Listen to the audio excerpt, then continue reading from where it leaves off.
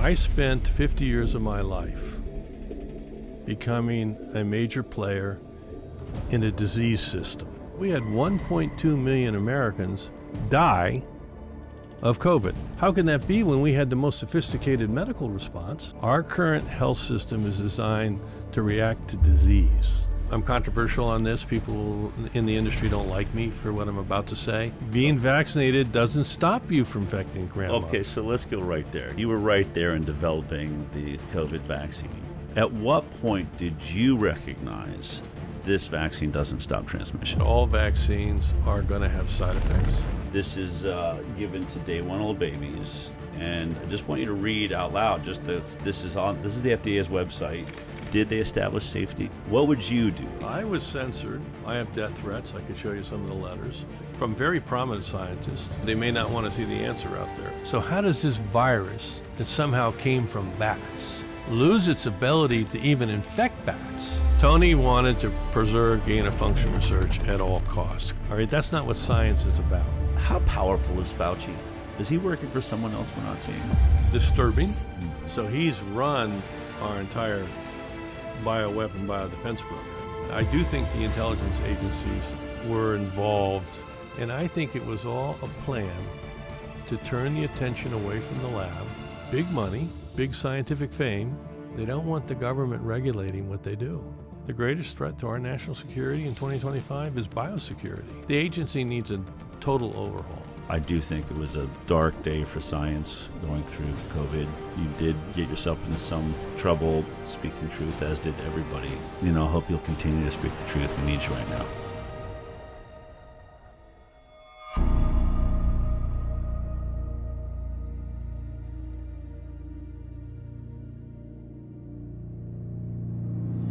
Dr. Robert Redfield, first of all, I want to thank you for joining me on the MAHA podcast. I know you're a busy man, so we're in your home. Thank you for allowing us in. Thanks for having me. Yeah. To start out with, first of all, your background. I mean, most of us know you as, I think, director of the CDC during Trump's original tenure as president. He's coming back around.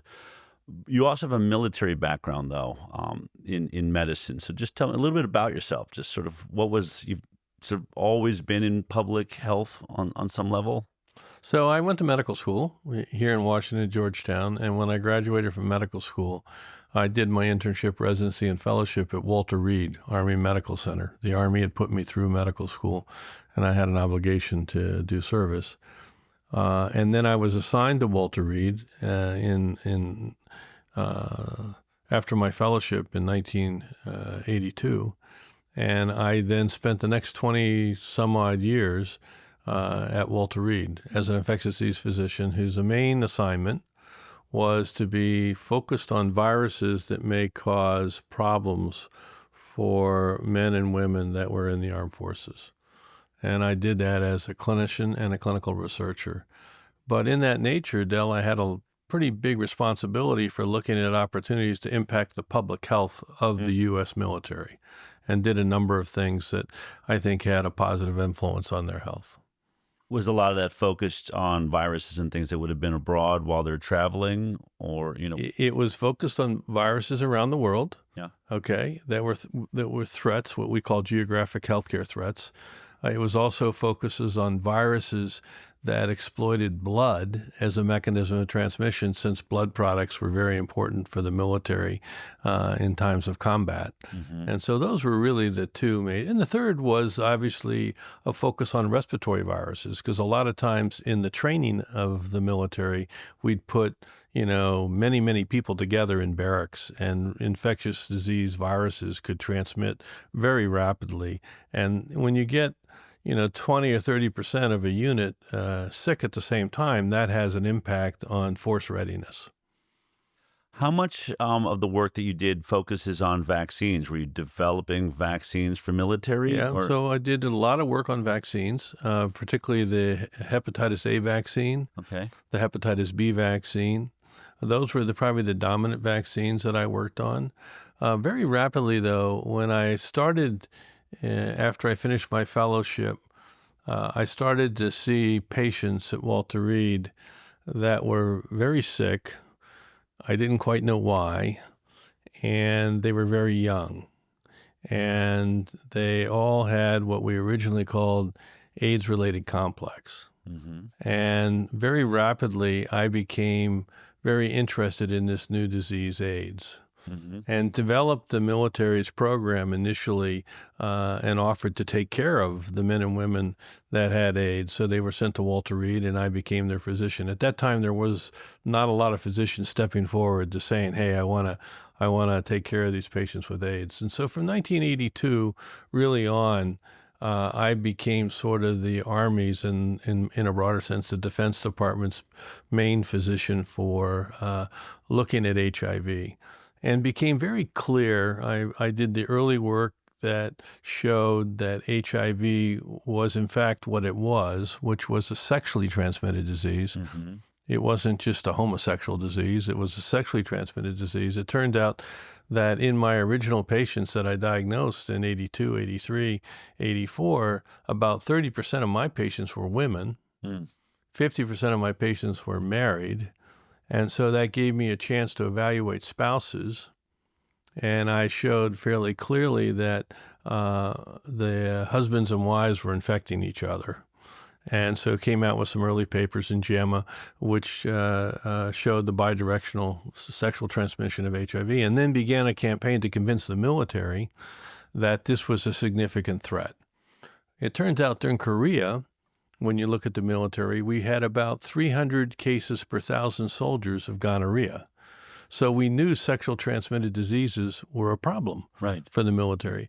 And so now I had a fatal sexually transmitted disease. And we helped develop in 1983, 84, one of the, enormous response for the Defense Department to develop a diagnostic program to understand the extent of HIV in the military. We developed a very extensive clinical program to take care of the men and women that were HIV infected. And then we developed a research program that had several objectives. One of the major objectives was to try to develop an HIV vaccine, which obviously we weren't successful, although my predecessors, or the people that came after me, did do probably the only successful HIV vaccine study that was done in Thailand. It showed short-term protection about 60%, but if you looked at long-term, a year or more, it was about 27, 28%. So it really wasn't enough to get over the goal line. But what is the goal line when you're developing a vaccine? Like what I mean, if 27, 28% a year down the road isn't successful, what makes it successful? I think most people want to see at least 50% protection. 50? At least 50% protection. I would say we can come back to talking when you look at the influenza vaccine program, and we might want to come back to that because I'm very concerned about bird flu. When you look at the influenza vaccine programs, which some people may define as successful, on the best of years, the influenza vaccine protects 50% of people. And frequently, it only protects 25% of people. So as low as 10. I mean, I worked it at the can doctor's go pretty. television show. I remember reporting some pretty low numbers. Different strains. I know when I was CDC director my first year, it was 25%.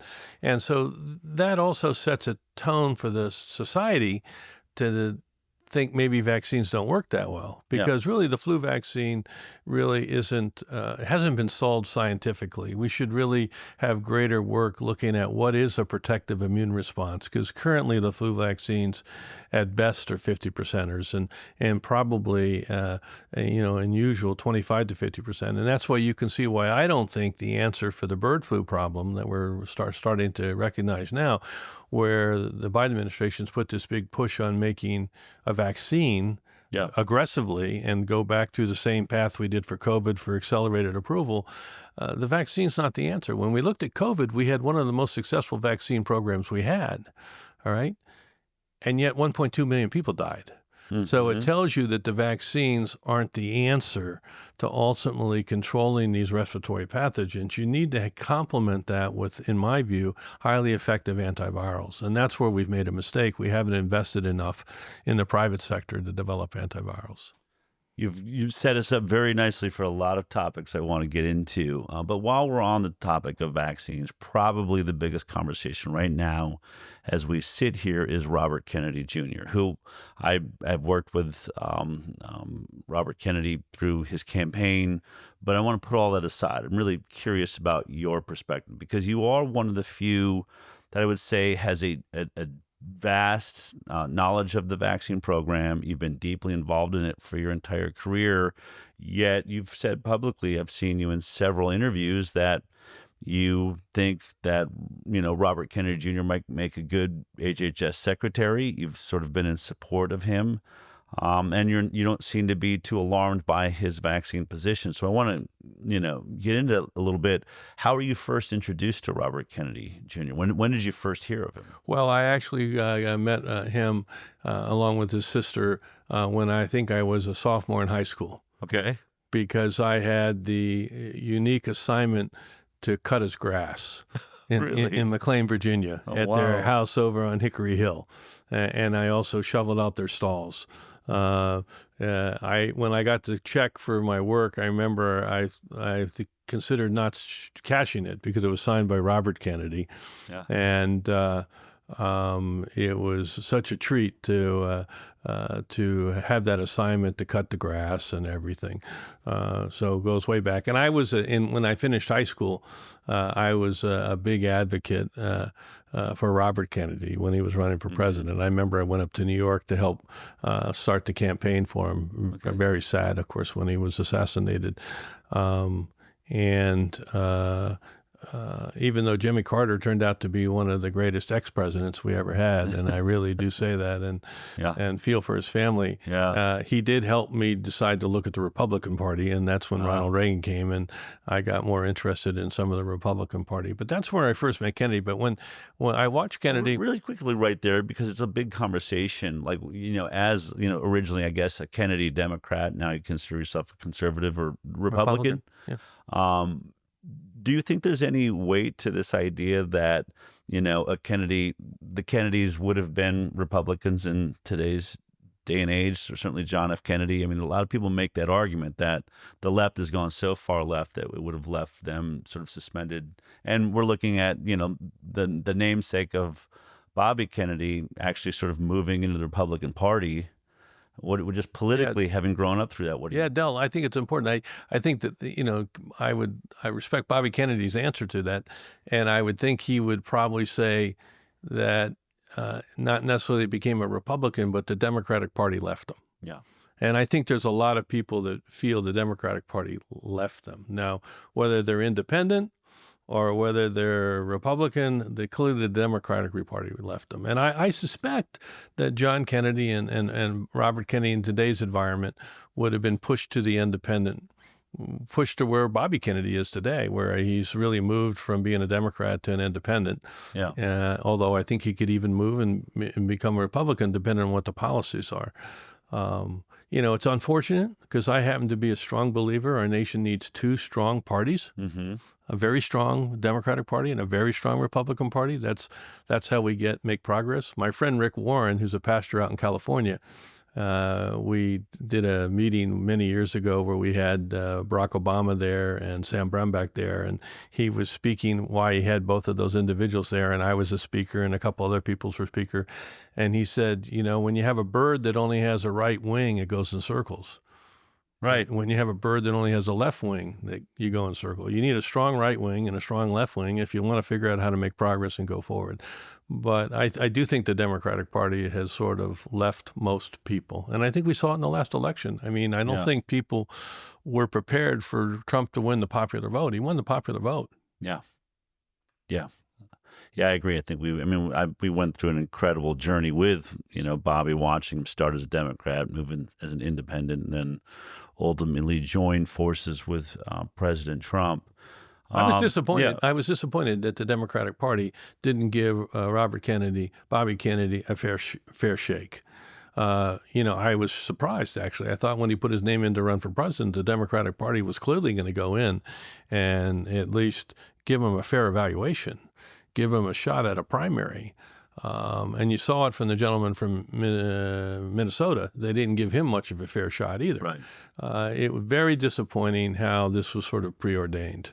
That it was Biden. If it wasn't Biden, it was Harris. I think it was a big mistake for the Democratic Party, and I think they saw the consequences of with the 2024 election. Yeah, I agree. I mean, if you think about it, the Democratic Party had such a great opportunity. He had one of the leading environmentalists of my, generation, and then he's got the Kennedy name. You certainly have to think that he would have been a front runner in that primary. They could have brought whatever the issues, one of them we're about to talk about, which is vaccines. I mean, it's hard to imagine that just that one issue would be a reason. I mean, let me ask you that. Do you think that's the issue why they avoided giving him the time of day? Or was it the fact that he's saying, I'm going to end corruption in D.C.? Well, clearly there were people that weren't happy about him coming in. If you look at where the Democratic Party has defined themselves now, they are kind of the party of the elites and the money. And clearly Big Ag and Big Pharma has a lot of money at stake here. And I do think neither of them are overly excited about the prospect of Kennedy being Secretary of Health. They should be, because he's promoting something that is nonpartisan, that all Americans can get behind. And I personally believe had a lot to do with Trump winning the popular vote, where he got into the suburban housewives and the mothers to realize, what do you mean we're not a healthy nation? Yeah. What do you mean we have obesity rates over 50%? What do you mean 40 to 50 to 60% of the American public have chronic disease?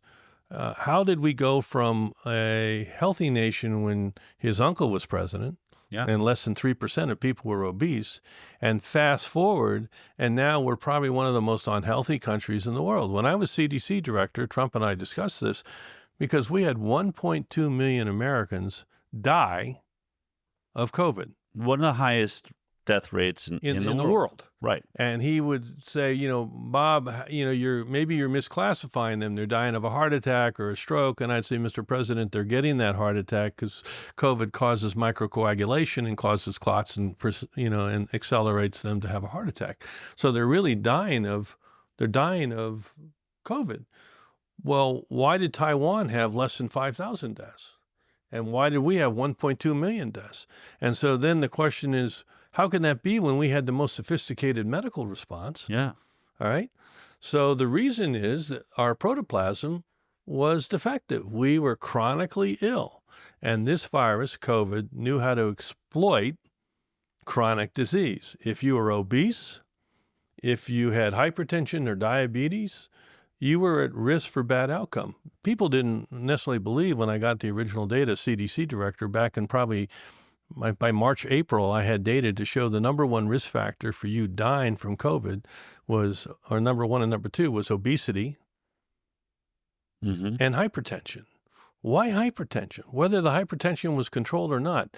And it's because most people misunderstand COVID is really not a lung disease. COVID is a blood vessel disease. And so our blood vessels that are less resilient put it at risk for complications. And what blood vessels are less resilient? Well, for people like me, they're over 65, or if you have type 2 diabetes, or if you have a history of hypertension. So this is really, it was a wake-up call. It should be a wake-up call. Yeah. It's something Kennedy's latched onto, and I think not just as a political thing, that I think he really believes it. How do we make America healthy again? Yeah. And I think, that's why I'm very supportive of MAHA. That's why I'm very supportive of Kennedy. That's why I think Kennedy is a great choice for Secretary of Health, because our health system needs to be transformed. I spent 50 years of my life becoming a major player in a disease system. Our current health system is designed to react to disease.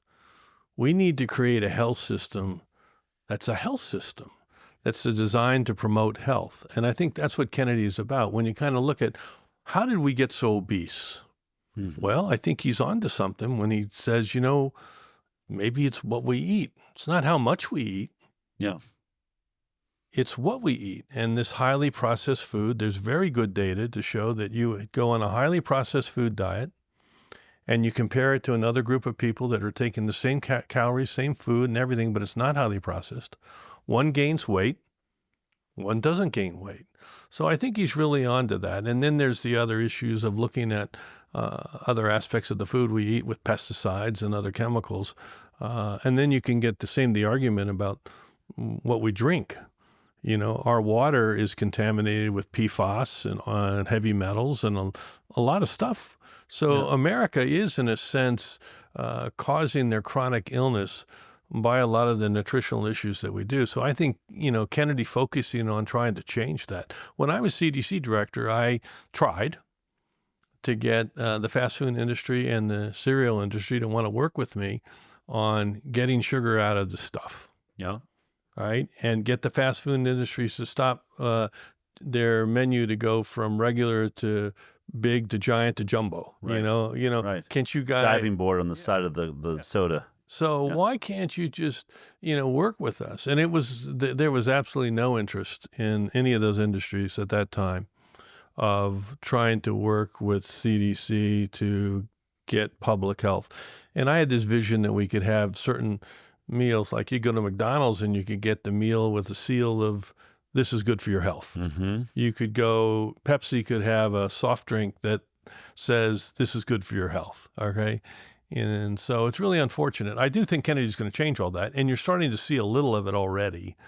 Why couldn't you, though? I mean, what is Kennedy stepping into that you, as CDC director, you said I tried, and you know, I've sat in meetings, as Bobby's interviewed a bunch of people too at times, and you hear that a lot. I hear that a lot. Really, what seemed like really great people worked in government. They're like, hey, I tried. Good luck. I actually think you might be able to do something. What is it that makes it so hard to, you know, keep toxic food out of our food supply? Well, the first thing is the industry wasn't interested. You know, they didn't want to change. You know, I go back into the 70s, and Del, you probably know this without knowing this. I'm an activist in my own way. Okay. Right. So in the 70s, I really brought up the issue to a number of my friends that were lawyers that I thought we should do a class action suit against the tobacco industry, because I had too many patients that were in the intensive care unit, literally on ventilators, literally having their family put cigarettes into their ventilator so they could smoke while they were on a ventilator. All right? Yeah. And I realized they weren't doing that just because they did it. They did that because they were addicted.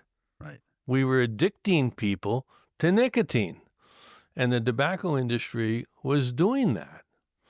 And then when you look at what happened more recently when I was CDC director, my grandchildren are the ones who brought me in and said, Granddad, you know, they're in elementary, they're in middle school. Granddad, everyone in middle school is vaping with Juuls. Yeah. You know, Granddad, you got to stop this. So I did a review and found out 37% of kids in high school were using tobacco products on a regular basis through these Juuling products.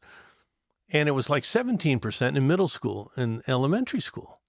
And I showed the president what happened in the last 10 years, and it went like this. Yeah. And I said, we've got to do something about this. This is not in their interest in brain development, et cetera. So then I looked into it more and said, well, how did this really happen? So now you have a tobacco industry which have made these vaping products. But what they did was, in order to have those pods with enough tobacco, they changed it from the tobacco to a tobacco salt. Because if I gave you the tobacco that was in that pod, you couldn't take it. It was bitter. You'd sick everything. But if I turned it into a salt, you didn't care. So now I made it a salt. So now you weren't repelled by it, right? Mm. And then what did I do to go the next step? I added juicy fruit flavor. Right. Grape. Well, great. Watermelon. Sure. Watermelon. Yeah. So now it was an intentional decision, and I really think highly inappropriate to health of Americans, to addict these kids. And we found out they now got as much tobacco from one pod that you would have gotten from 20 cigarettes. Wow. All right? Yeah. And it was shown that within 3 to 5 days, kids were becoming addicted to tobacco products.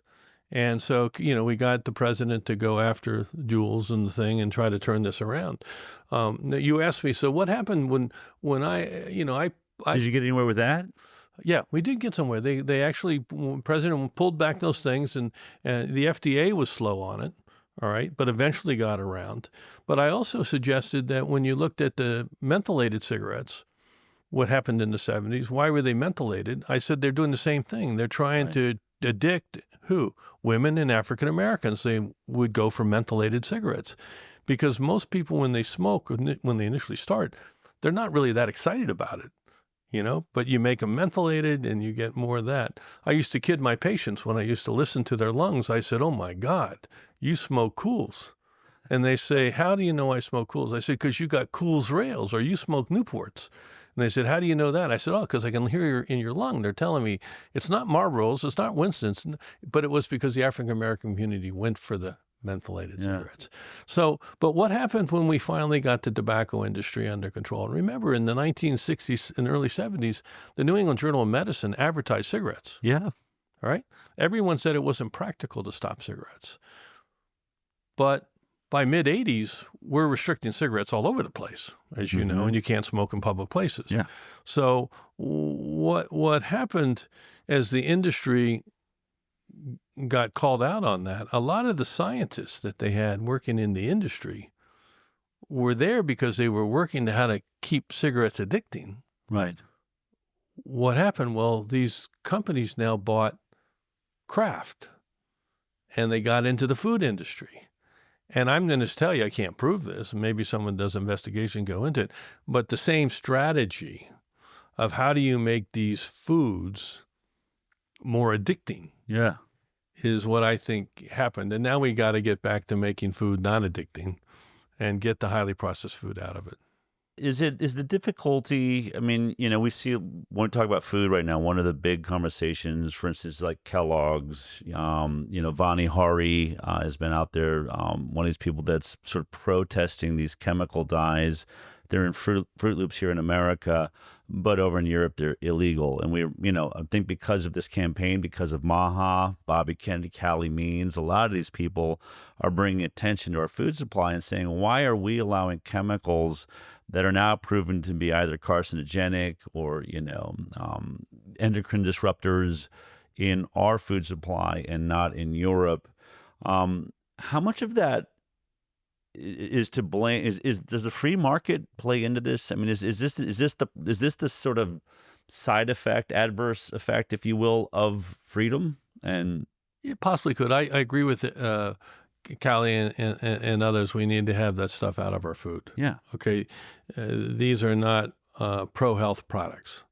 I don't know. I haven't studied the financial mechanics of it, but I have to assume it's cheaper for these companies to use that stuff and they make a better profit or they wouldn't do that. You see what I'm saying? Or it helps with that issue that we were just talking about.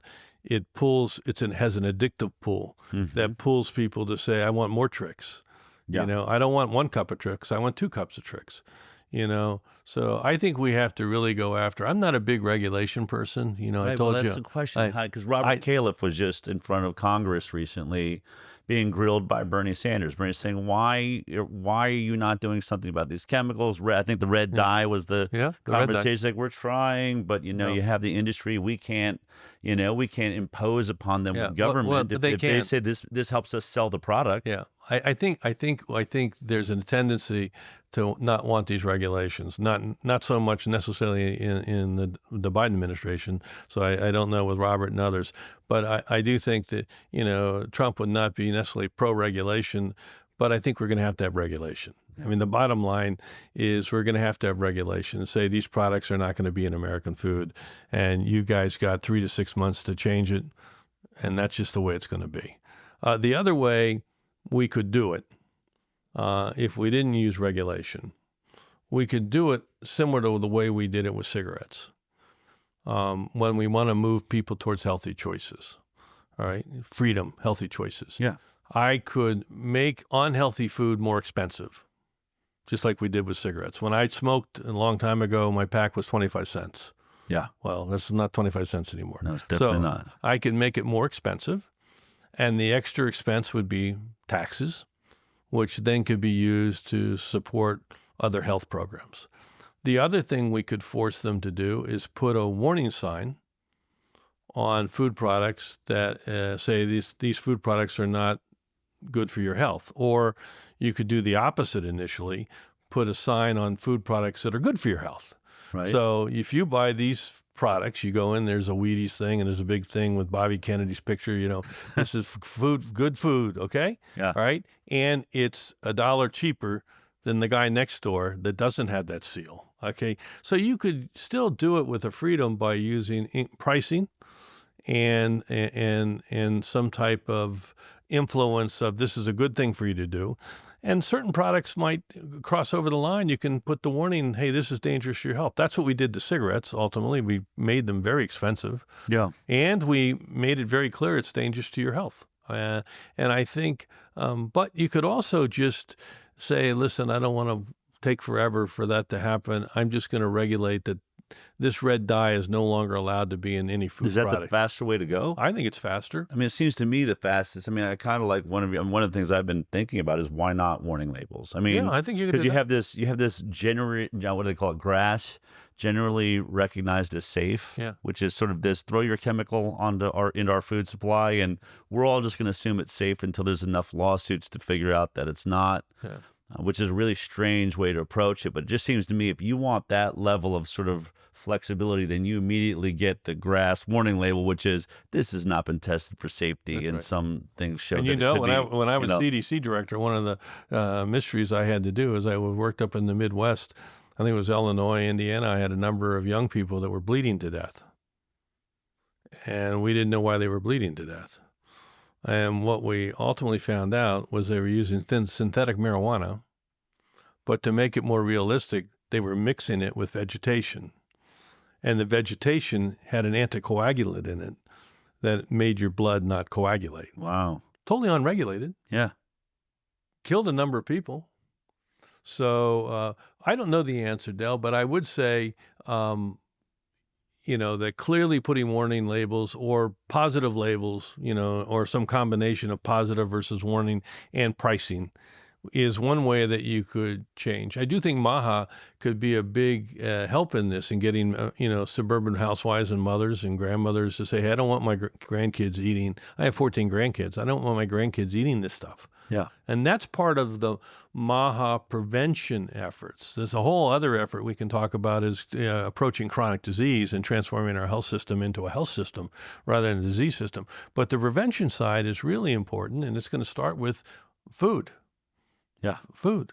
And getting these highly processed procedures out of our food supply and getting targeted chemicals out of our food supply. What's the process? If you want, so you want to make food more expensive. You're the CDC director. How does that work? Who do you go to, right? How does this process work? You're in government. Do you have to lobby for that? Is there an internal mechanism saying, I want to add a tax to Fruit Loops, let's say? The only way I would be able to do it from CDC would be able to convince the Secretary of Health that this is something that we need to do, and then he would have to either convince Congress, okay, or the president, or both.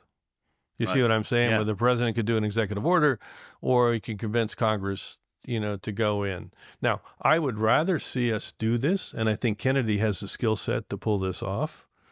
I would rather do this, and Cali has the skill set to pull this off. I would rather do this in a partnership with Big Ag, with the partnership with Kellogg, when they realize, their markets are going to go south. If they don't get with it, everyone's going to buy cereal now from Whole Foods. Right. Or they're not going to go to Giant and Safeway anymore. Or they partner with us to make their products able to have that seal, that they have the seal of the Secretary of Health, that this product the MAHA seal. Yeah, the MAHA seal. There we go. Yeah. This is healthy. Yeah. And I would rather go with the healthy seal than the skull and crossbones, if I could. Yep. But there may be some products you got to pull out the skull and crossbones. But I think that's the way to do it. The other way that will help move it faster is if there's a price differential.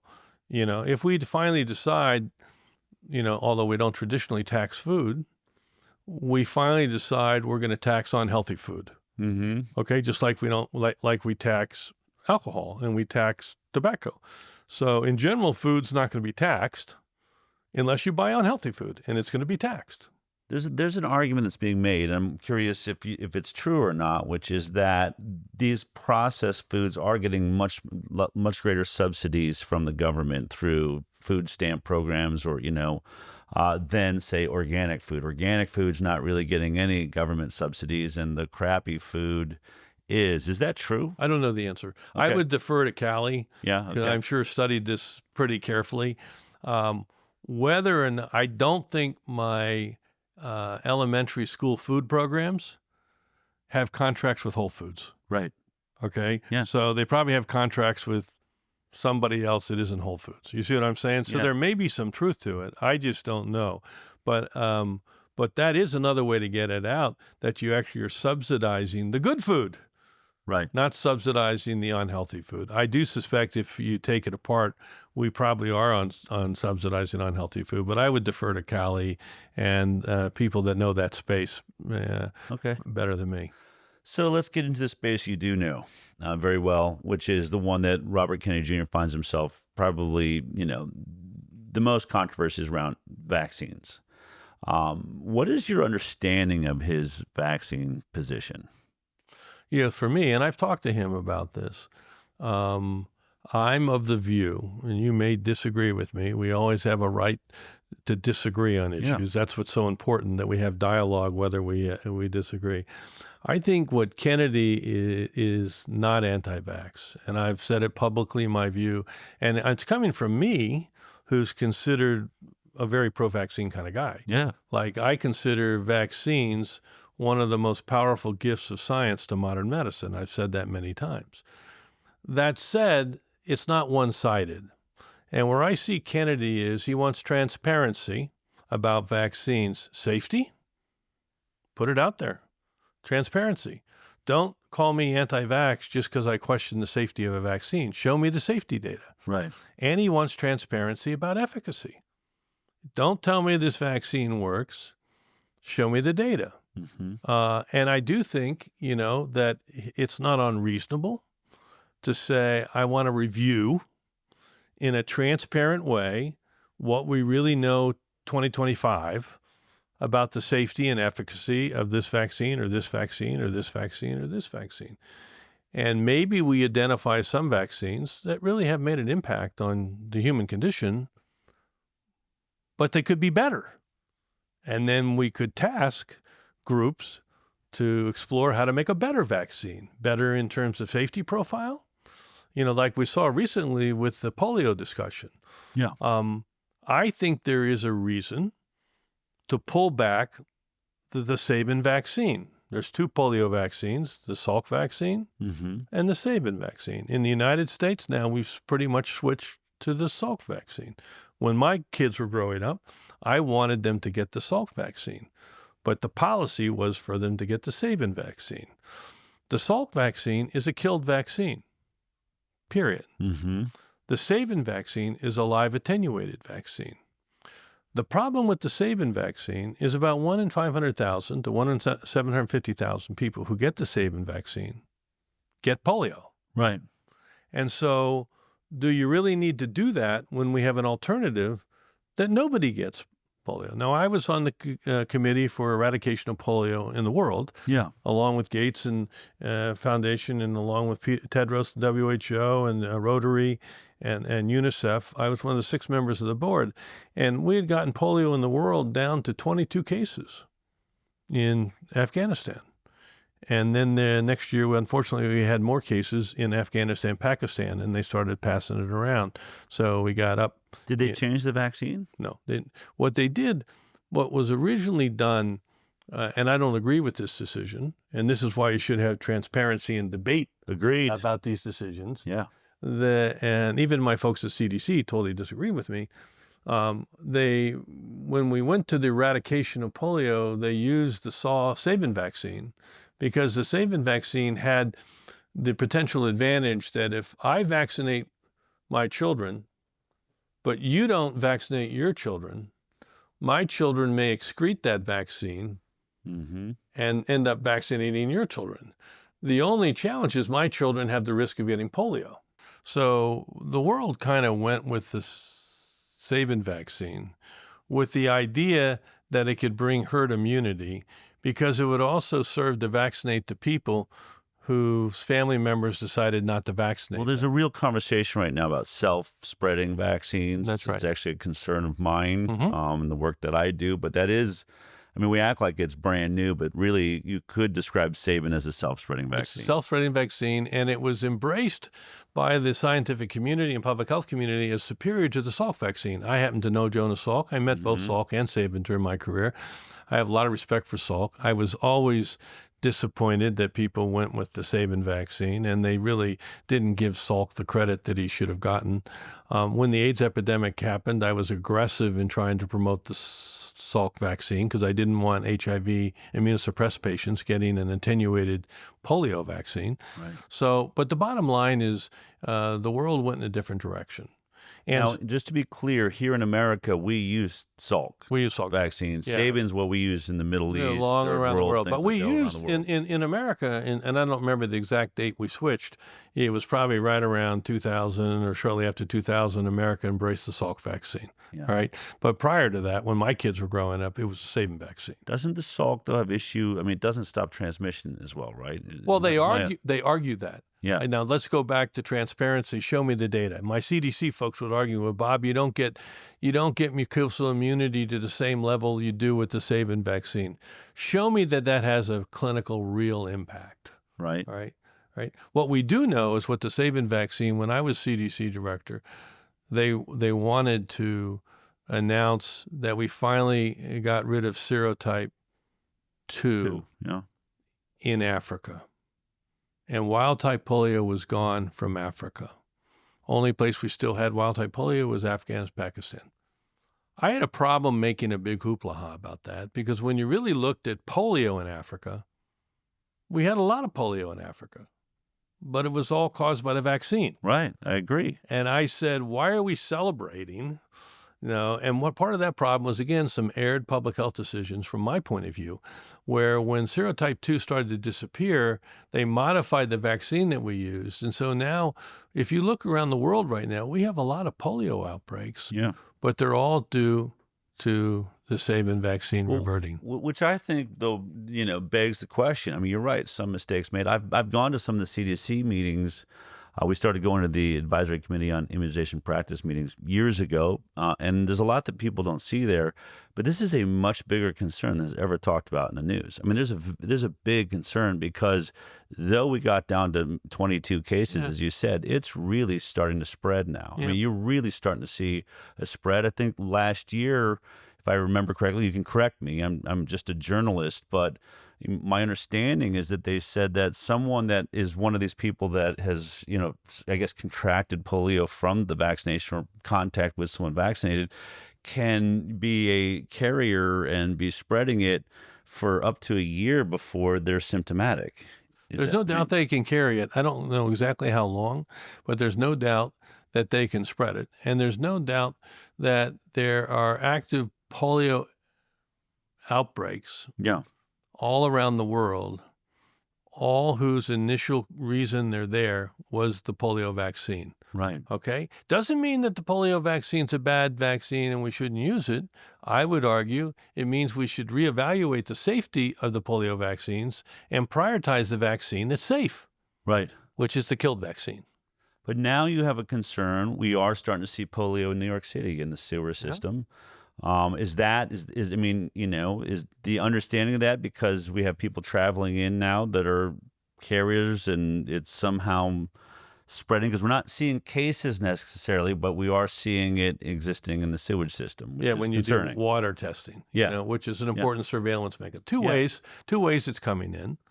If it's wild type polio, which we can tell, it's coming in through cases from Pakistan and Afghanistan. Okay. And we have had a lot of people come back, as you know, from Afghanistan. If it's Are you saying though through soldiers then? Are you saying the soldiers might be bringing in? Well, not only the soldiers, but all the civilians that we're re-putting back in. The second thing it could be from some of the outbreaks that we're having around the world from the vaccine-associated polio. Science can distinguish between those, okay? And I haven't really studied the New York. My understanding, I thought, was the original New York thing that they talked about was wild type polio, but I don't know. You'd have to look at that. But either would be possible. All right. Where I do think, Bobby would benefit and his team is in their communication strategy to be able to distinguish between an effective polio vaccine that has been safe, all right, and efficacious, and a polio vaccine that has been shown now, although it may have been important back in 1960, now it seems to be a vaccine that's associated with polio outbreaks. Now, you raise a point. If the Salk vaccine somehow is inferior in efficacy, Yeah. show me the data. I don't think we have a data. I think we have opinions because I know at CDC. Well, we'll get into this. And how do you get data? I mean, how do we, once these vaccines are on the market, right? Polio, everyone's getting Salk vaccine here in America. There is this concern that the reason we're seeing it in sewers is someone must be carrying it and their bodies aren't fighting it. We're watching this with COVID And I as an should issue. say, we do see that. And just to answer that to yourself, there are situations that we do see that. For example, people that are immune deficient with AIDS, and if they do have polio, they can shed that virus a lot longer. I mean, probably longer than a year, okay? So there are examples where some individuals can shed these viruses much longer than the average individual. When you talk about, and this is something we can talk about, how Kennedy decides to have greater vigilance about vaccine safety. Yeah. You could argue the importance of post-marketing, what we would call phase 4 post-marketing studies that reaffirm the product's safety, reaffirm the product's efficacy. One of the problems, and I'm controversial on this. People in the industry don't like me for what I'm about to say. My son is probably telling me not to say it right now in my ear. But I don't think the vaccine industry should have immunity. I was going to ask you that. I think they should have responsibility, like any other manufacturer of any other product, for their product. And I'm particularly concerned about this now because, my clinical practice right now, which I'm still in 2.5 days a week, is largely COVID and long COVID. But among my, quote, long COVID patients are people that don't have long COVID, but they have mRNA vaccine injury. Right. All right. And it's, there's not a clear path for them to have their injury recognized and compensated. And I think that's wrong. I think hopefully Kennedy will have a critical review, not saying that the mRNA vaccines aren't safe, not saying they shouldn't. Let's just have an objective review by the FDA. Marty, you got to review these products. Let's see the safety data. Don't tell me you're holding it off till 2026. No. Right. I want the safety data out there. A lot of the reasons people like me, would get hit for talking about vaccine side effects is they went against the policy that they wanted to get everybody vaccinated. Well, this gets to, I think, the biggest problem we have with this product is essentially it only works, at least this is how we're told, it only works if everyone takes it. Right? It's Which product are we talking about now? Any vaccines, just in general. I would say that the sales pitch on vaccines, one of the greatest sales pitches ever developed for a product, which is this only works if everyone takes it. And, a drug, on the other hand, is to protect yourself. This, we all have to protect each other. And so you get into this confidence game. And it seems to me where it's why you need liability protection. We don't want to be seeing the court system saying that anyone got injured. There's like this real thought that people can't know that injury is real. I mean, I feel like most doctors in America don't believe anyone gets injured by vaccines. Am I overstating that? I think you're overstating it, but I do think we need to have greater recognition of vaccine injury as a reality of vaccine use. All right. I just mentioned polio. There is some people that get polio. That's an injury for the vaccine. All right. So all vaccines probably have benefit, the ones that are approved, but they also have the potential for injury. And when you look at the COVID vaccines, which I know very well, I was part of the board for Operation Warp Speed. I'm still proud of the fact of what Trump accomplished. Those vaccines being approved as rapidly as they were, I do believe, and some people have argued with me, but I do believe we saved the lives of many vulnerable people in nursing homes and assisted living, those of us over 65 years of age with diabetes or hypertension. That said, those vaccines had no business being mandated in people under the age of 50, period. All right. Well, why mandate it at all? They shouldn't have been mandated. Right. I mean, even I agree with you. They shouldn't advantage to elderly. Yeah, they shouldn't have been mandated. It's an individual choice. I agree with you. Yeah. They should have never been mandated. All right. And as you point out, the vaccine should have been communicated to the American public, I think, honestly, which is these vaccines do not prevent infection. So that argument, get vaccinated so you don't infect your grandma. No.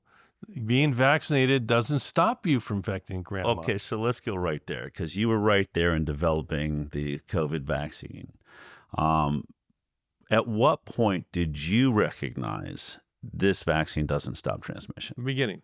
Had no evidence that it from the very beginning, meaning phase 1 trial, 2 trials. Yeah, there are trials, the registrational trials that both Moderna and Pfizer presented no evidence of preventing infection. Right? What they did do, and I think really do have benefit to people that are at risk for bad outcomes, they did show that they decreased the likelihood of hospitalization and death. All right. And I can say from practical purposes, when I got out of CDC, I was asked by Governor Hogan to be his chief public health advisor. Yeah. And I told the governor I'd be honored to do it under one condition. He asked me what it was. And I said, I don't want to be paid because I don't want the Baltimore Sun coming after me for everything I do. Okay. So I'll work for free and I'll be your public health advisor. And I did. And Hogan did a great job. When the vaccine came out in December, I think December 10th, we pretty much had all of our nursing home residents vaccinated before the end of January. Mm-hmm. Really aggressive.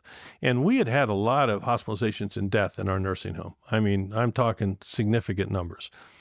And what I saw was all of a sudden the hospitalizations and deaths in my nursing home residents plummeted. Could one argue, though, that you'd already had the fire take out all of the dry wheat, if you will? Yeah, I mean, COVID had already ravaged the nursing homes, so those with strong immune systems maybe had already developed immunity. I mean, there's a lot of arguments. Some people could argue that. I don't think that was the answer because the amount of, I don't think that's the answer, but you could argue that. But what I did show was that come April and May, all of a sudden, my nursing home patients were back in the hospital and dying again. So I said to Hogan, I don't think they have immunity anymore. I want to go ahead and test them for their immunity to COVID, mm-hmm. whether they got it from the previous infection or whether they got it from the vaccine. Yeah. And we tested, I think, about 750 people. Nursing homes were very cooperative. And we found out that almost 2/3 of them didn't have any detectable immunity. So then I went to Hogan and I said, we got to revaccinate these people. They have no immunity. And of course, CDC said, you can't do that. We're not recommending that. FDA said, you can't do that. We're not recommending it. NIH said, you can't do that. We're not recommending it. And I turned to Governor Hogan and I said, CDC and FDA and NIH aren't really responsible for the health of people who live in Maryland. We are. Right. And he had a lot of faith in me and a lot of trust in me.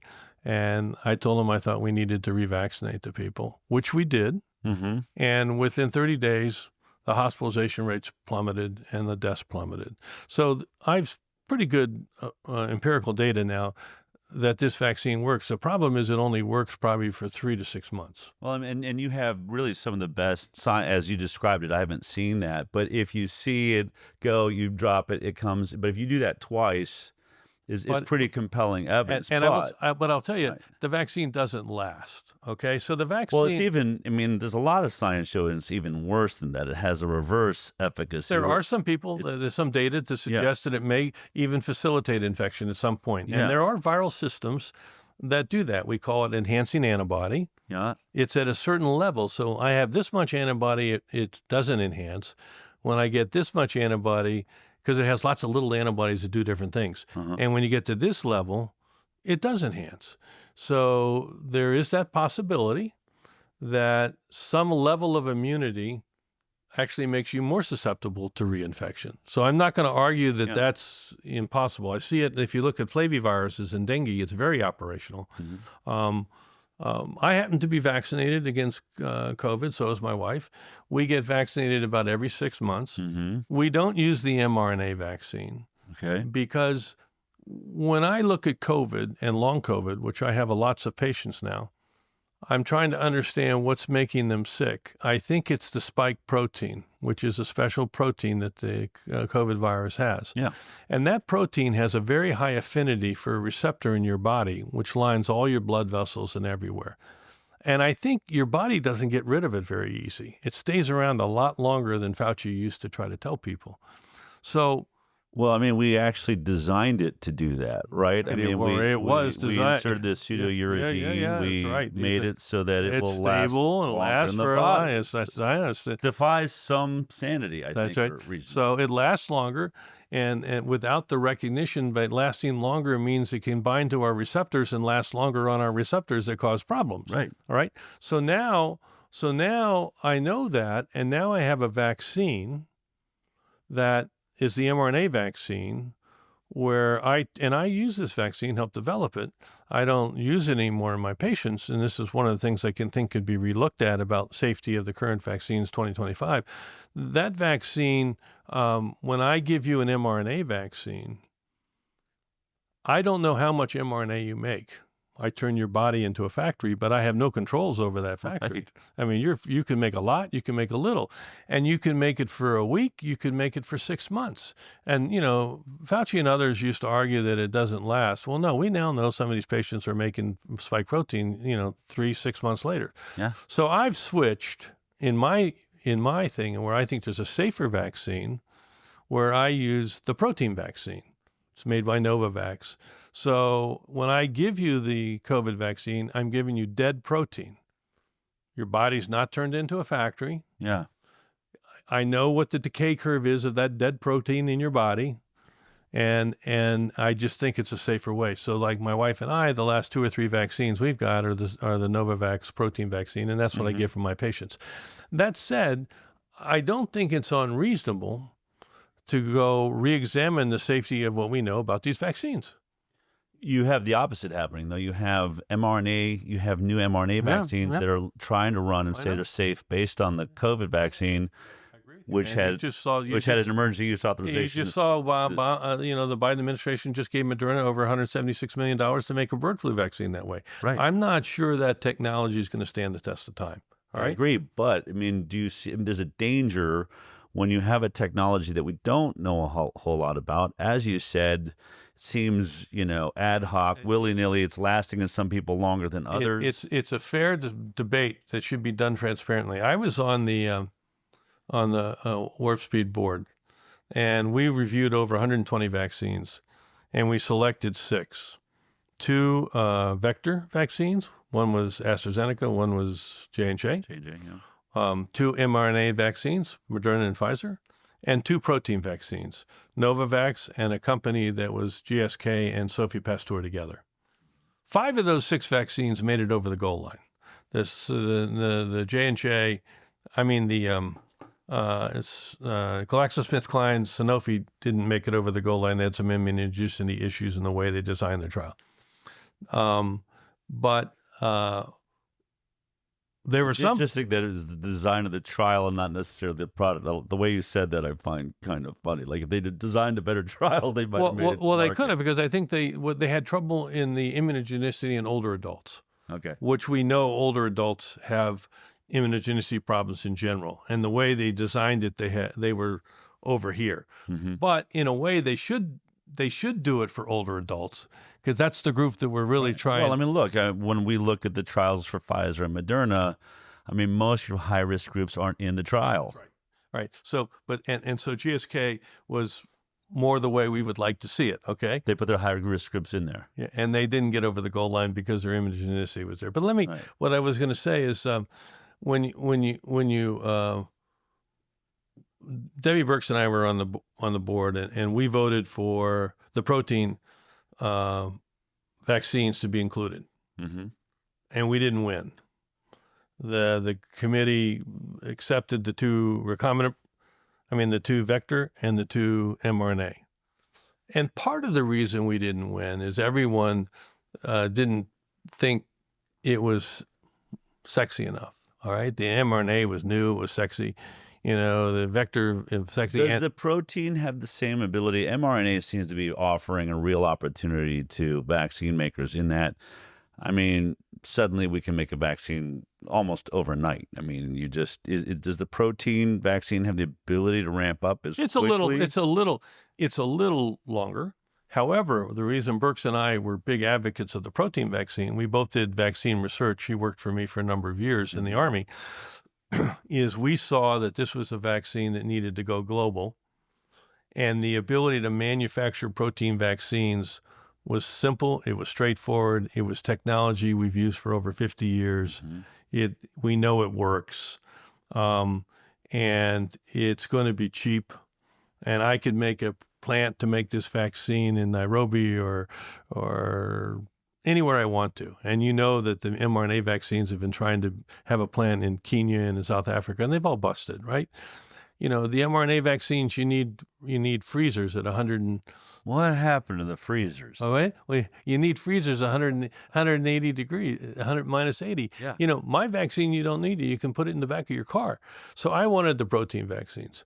We lost, largely because there was a pretty heavy bias by other people in the room that if it wasn't new, it couldn't be valuable.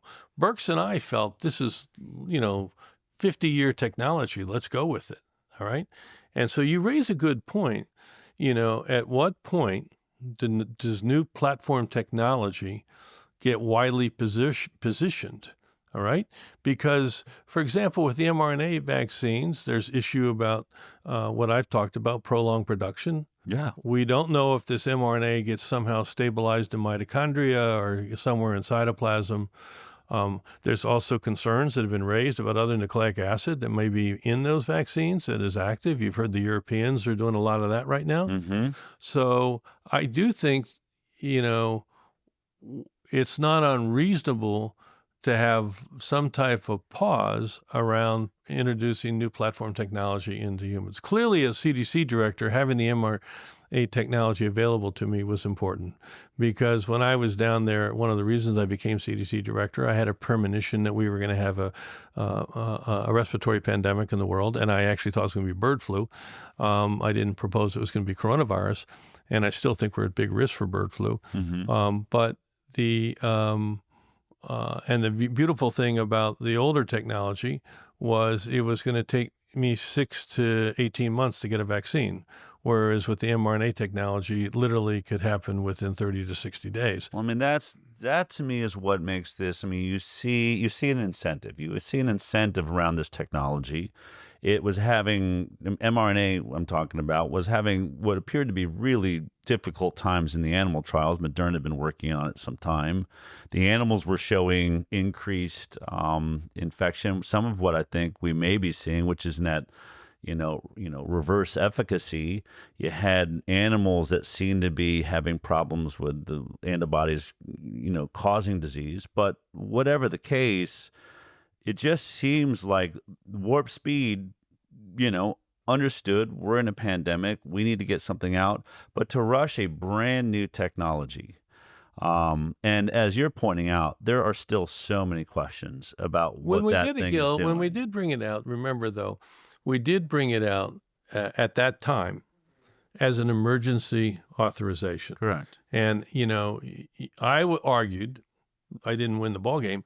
Once we had protein vaccine that could do the same thing, I would have liked to see us move to the protein vaccine. All right. I'm still going to argue that we should move to the protein vaccine. Yeah.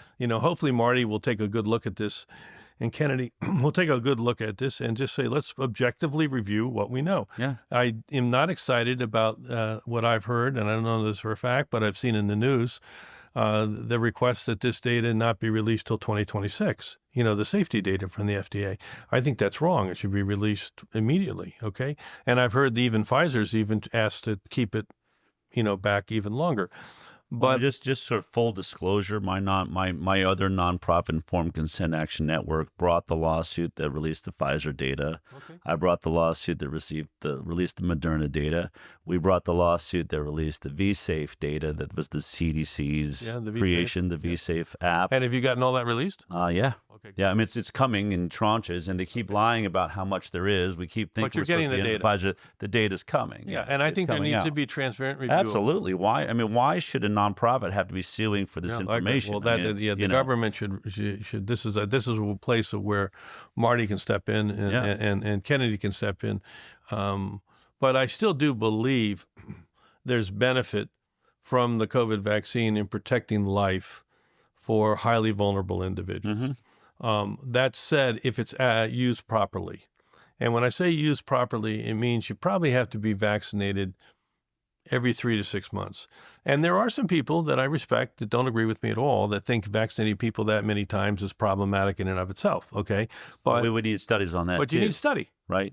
You need study. So I can say that my patients, that I'm still following, many of them, I haven't had, in my clinical practice now, I haven't had a death. All right. So I'm happy for that. It doesn't mean, that what I'm doing is helping them stay alive, but we're still losing 100 to 150 people a day from COVID in the United States. So people are still dying. And part of the way we can keep people alive, and nobody should die from COVID, is if we get them diagnosed and get them on antiviral therapy that works. That's what we should be doing. And it's disappointing to me that we still haven't positioned the antiviral side of the house to the degree that we should. A lot of people would argue that's because this vaccine, this sort of addiction to what vaccines, mRNA technologies can do, this is a whole new frontier. You can start vaccinating for every bacteria and virus on the planet. I think at the end of the day, Del, the mRNA technology will not be used in vaccines.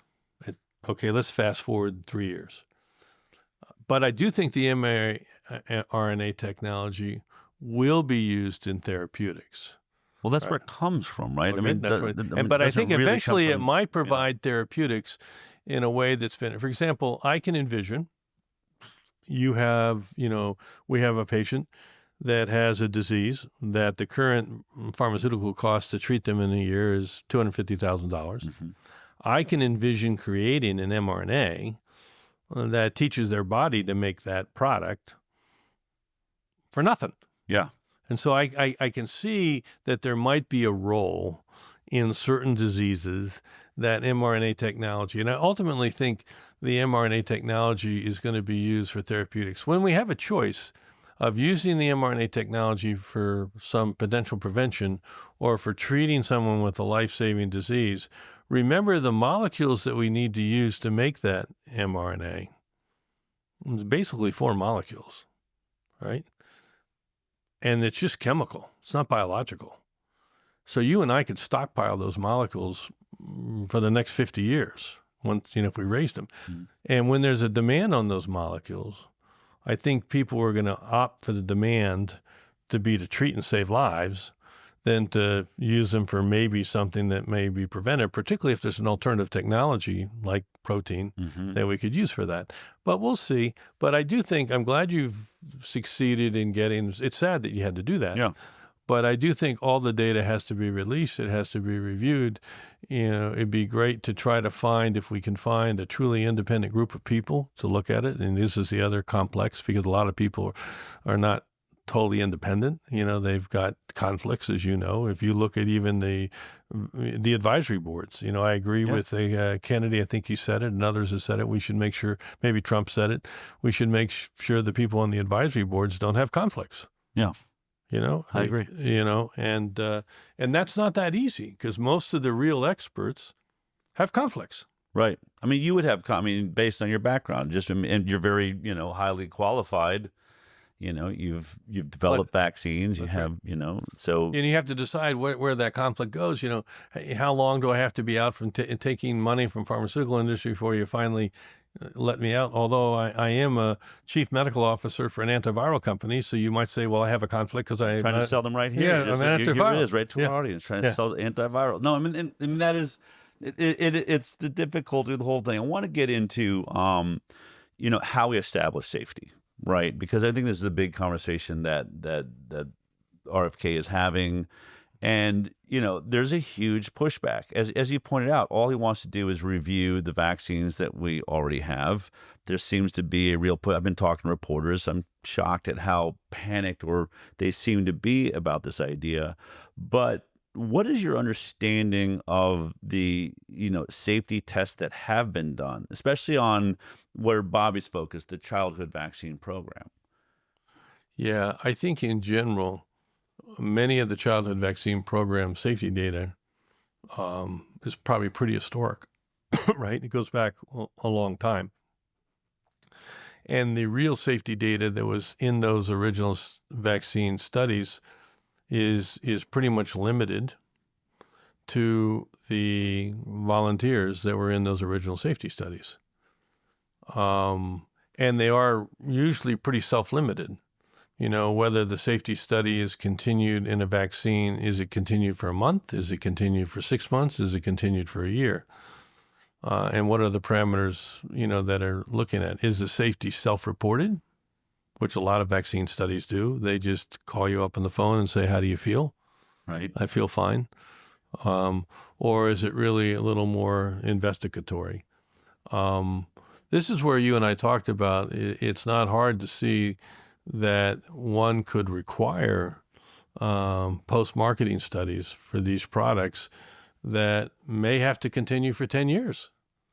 Where you have a cohort of individuals for multiple years to look at, the safety profile of these products. I don't think we do that. I think there's short-term safety profiles that have happened and people don't relook at it. And you already know almost anybody that says, I want to relook at the safety profile, immediately they get classified as anti-vax. Right. No, I just want to look at the safety profile. Yeah. What would be the appropriate way to establish safety for a new vaccine? Well, you have to have some criteria. And I think the FDA is going to define that criteria. How many people they want to see and what diverse background by age, sex, in particular, and if they want to include high-risk individuals or not, and how many people that has to entail, and for how long.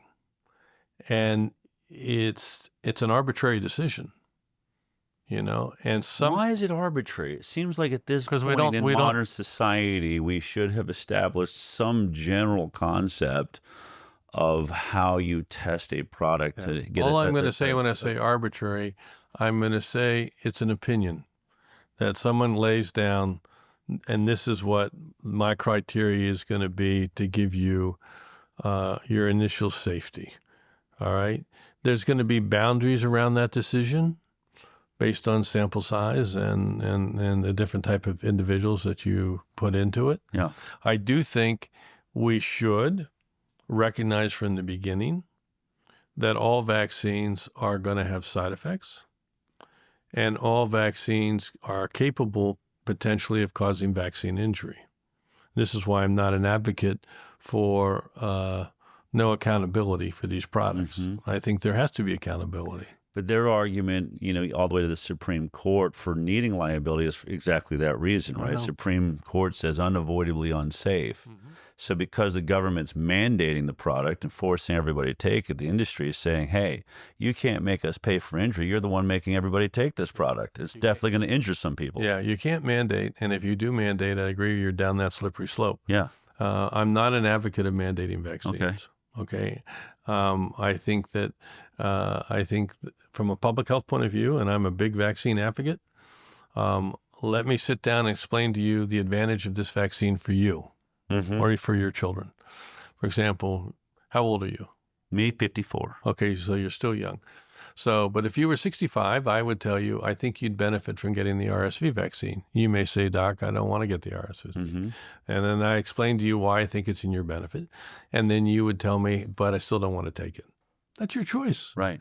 Right. Next time I see you for your visit, I'd say, hey, have you thought more about that RSV vaccine? Yeah. And you'd say, yeah, I thought more about it. I just don't want to take it. That's your choice. Right.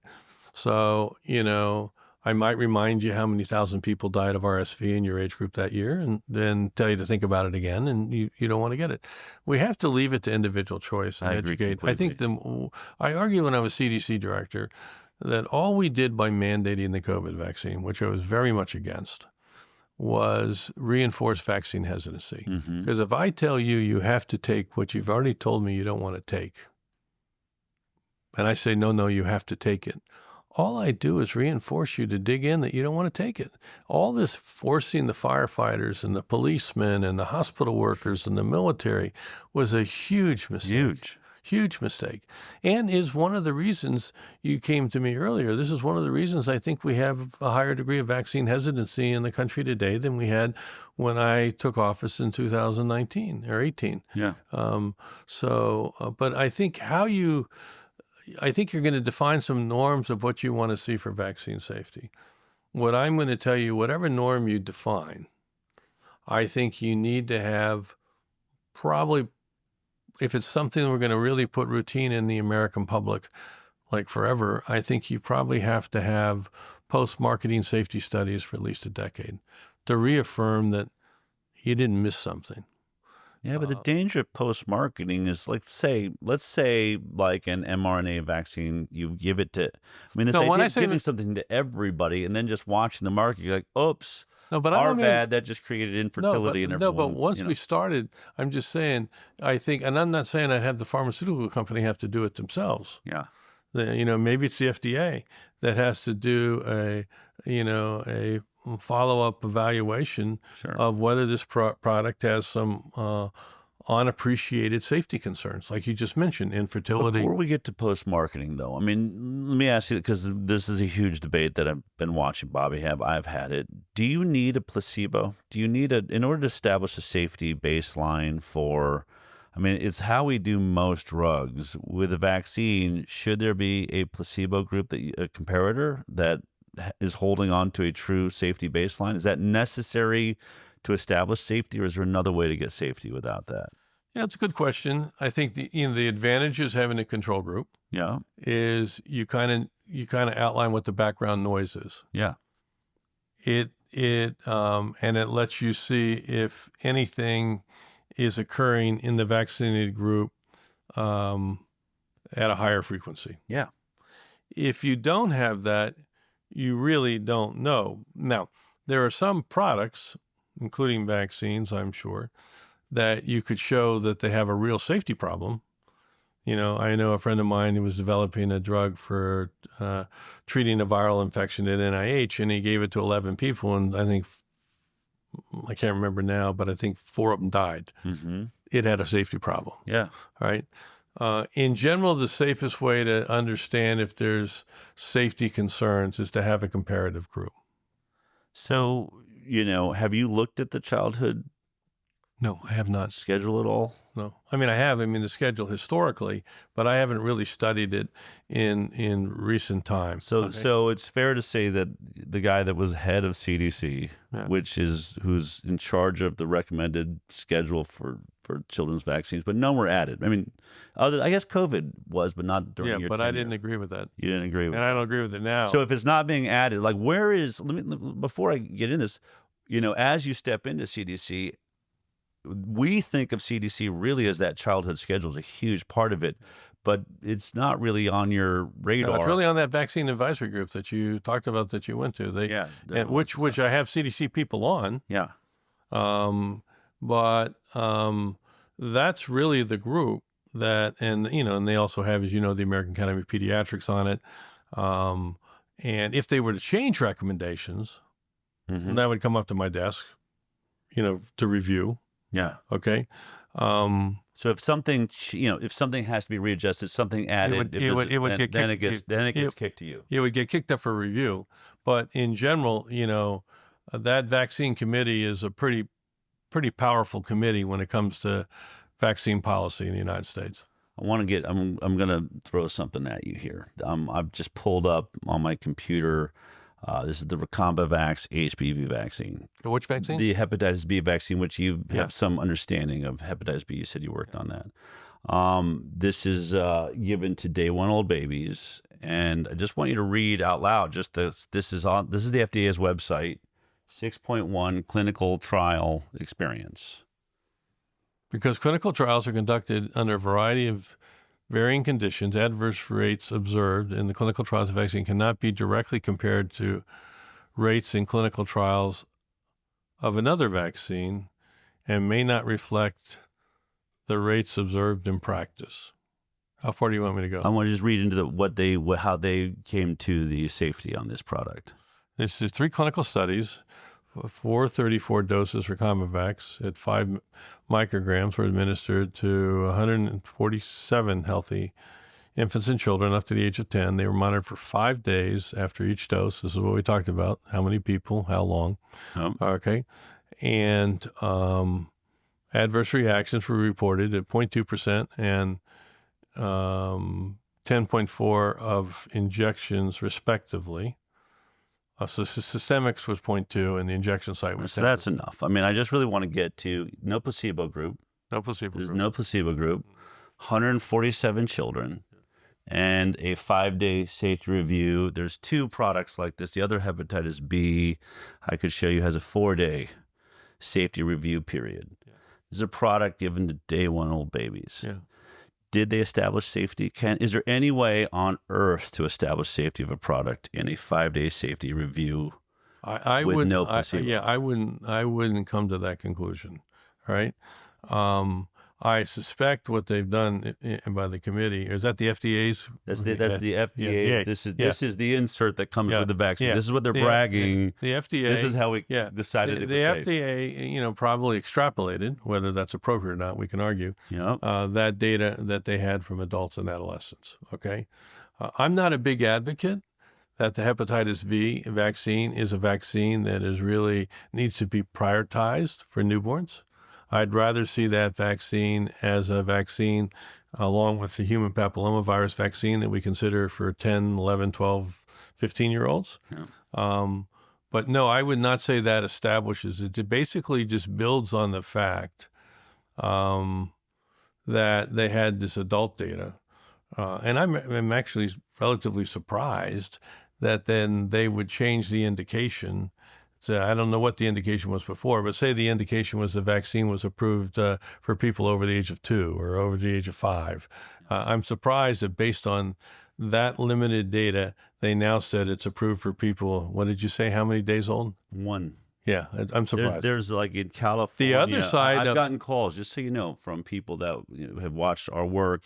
I get called from the hospitals in California. I'm trying to leave the hospital having given birth, and they're being threatened that they're going to call Child Protective Services. If you don't let them have the vaccine. If they don't give this vaccine to their babies. Yeah, I don't agree with that.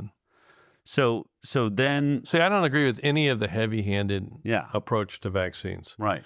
And all I think they do is accentuate hesitancy and lack of public trust.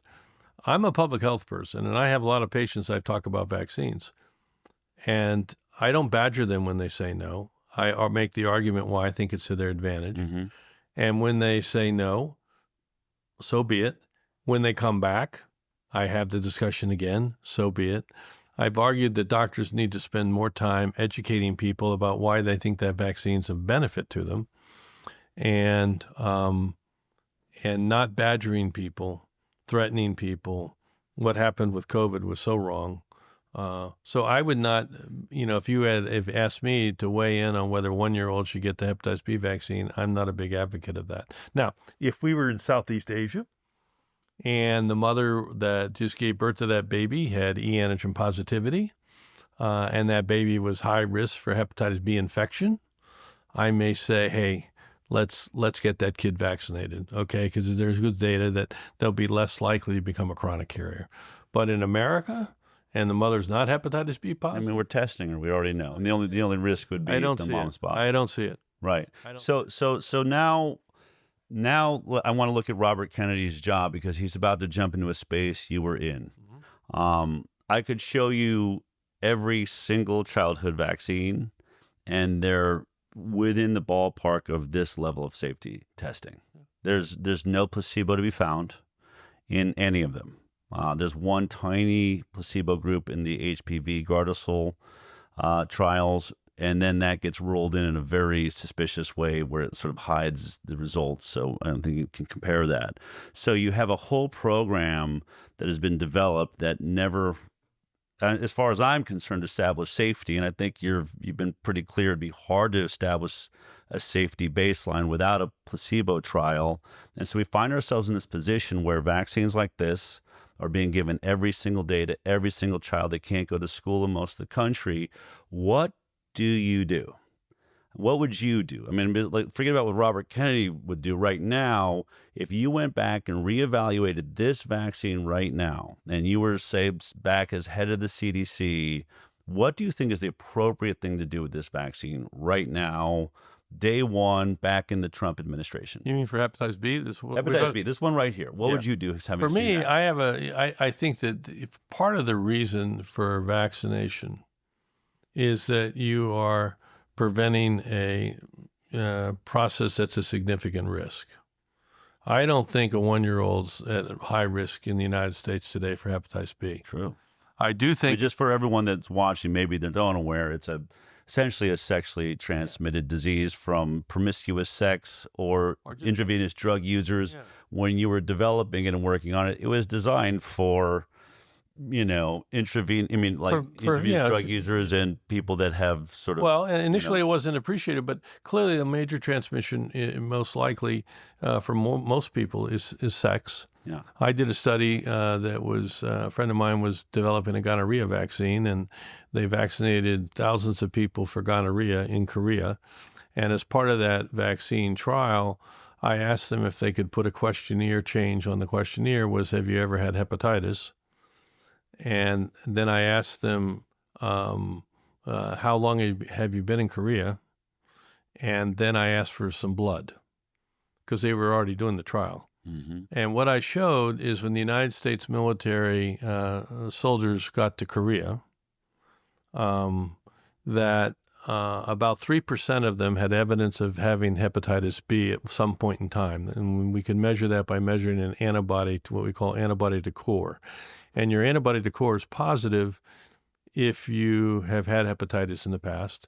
It also could be positive if you're a chronic carrier. So it's a great screen for me to know who's had hepatitis. And it was about 3%. Then my colleague doing the study was also bringing these people in and testing them if they had an STD and if they got gonorrhea. And so I had patients in that group that had been in Korea for, say, 3 months and got gonorrhea. So that means they were obviously sexually active in Korea.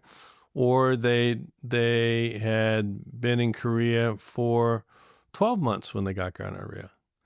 The antibody positivity for people when they were, say, 12 months and got gonorrhea was over 20%, right? And then I showed by different races, whites and blacks, and how long they were in.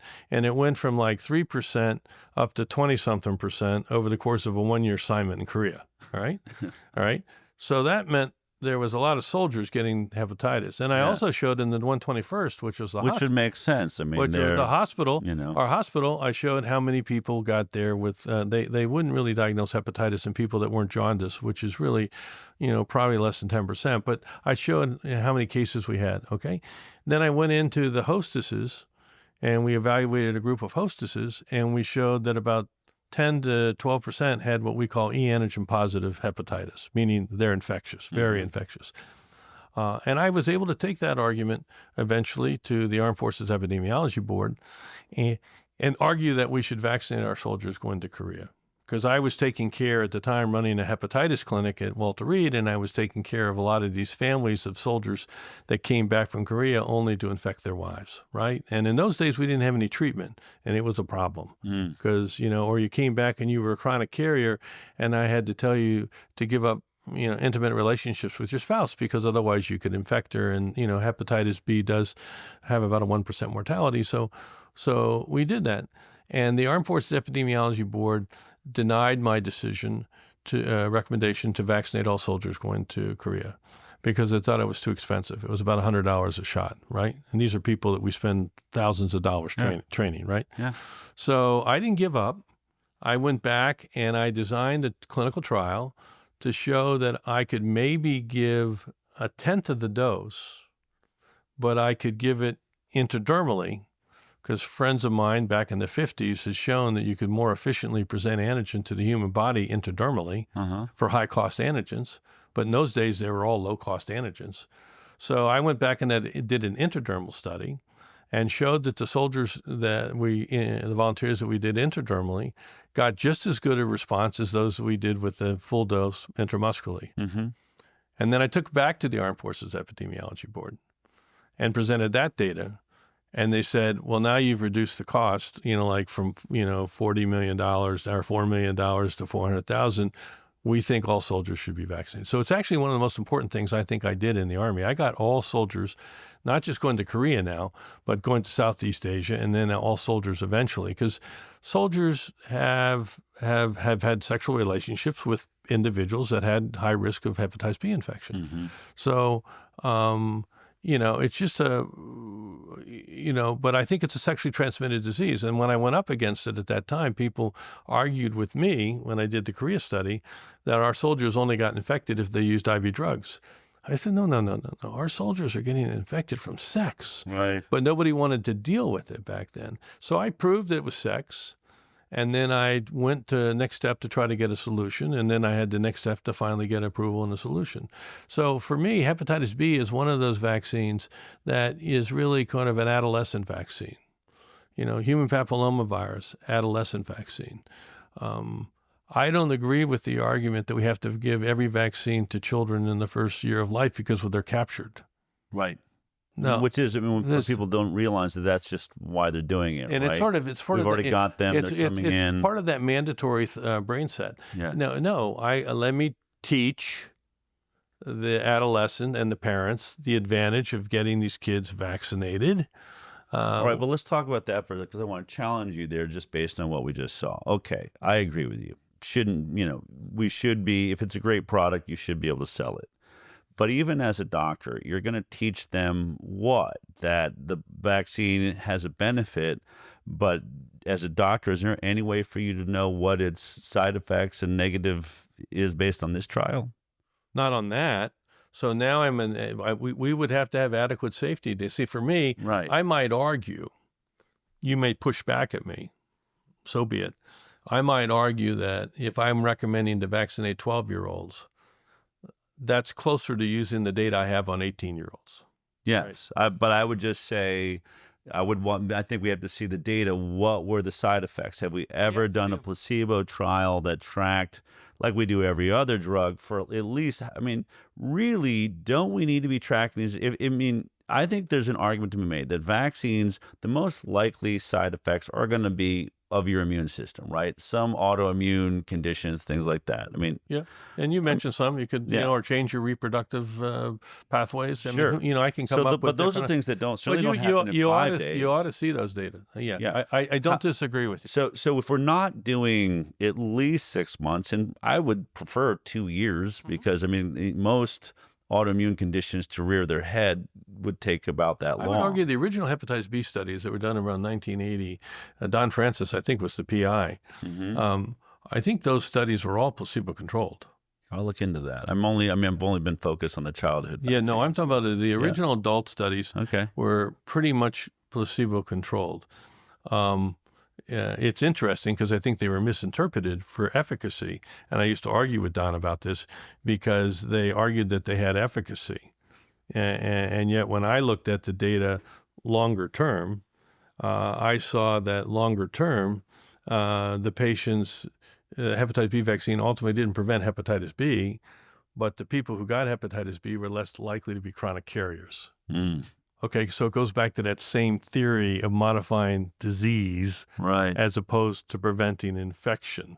So you should go back and look at that. It was published in the Annals of Internal Medicine, probably in 1982-ish.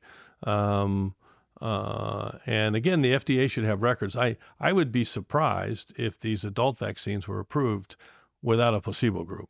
I did vaccine studies, and I always had a placebo group when I did vaccine studies. Well, then you're one of the good guys. But I only had to, I had to do that because I couldn't tell what the real reactogenicity of the vaccine was. I don't know how. Look, I don't understand how any of these that we're looking at are cheap. They can say that they're safe. So, so now RFK is going to have to go in and figure out how to use post-marketing because you have an ethical problem, do you not? You can't just go and say, hey, we're starting a new placebo trial, because they'll argue ethically you can't do that because you can't deny someone access to a product that everyone's using that we believe works, protects you from these diseases.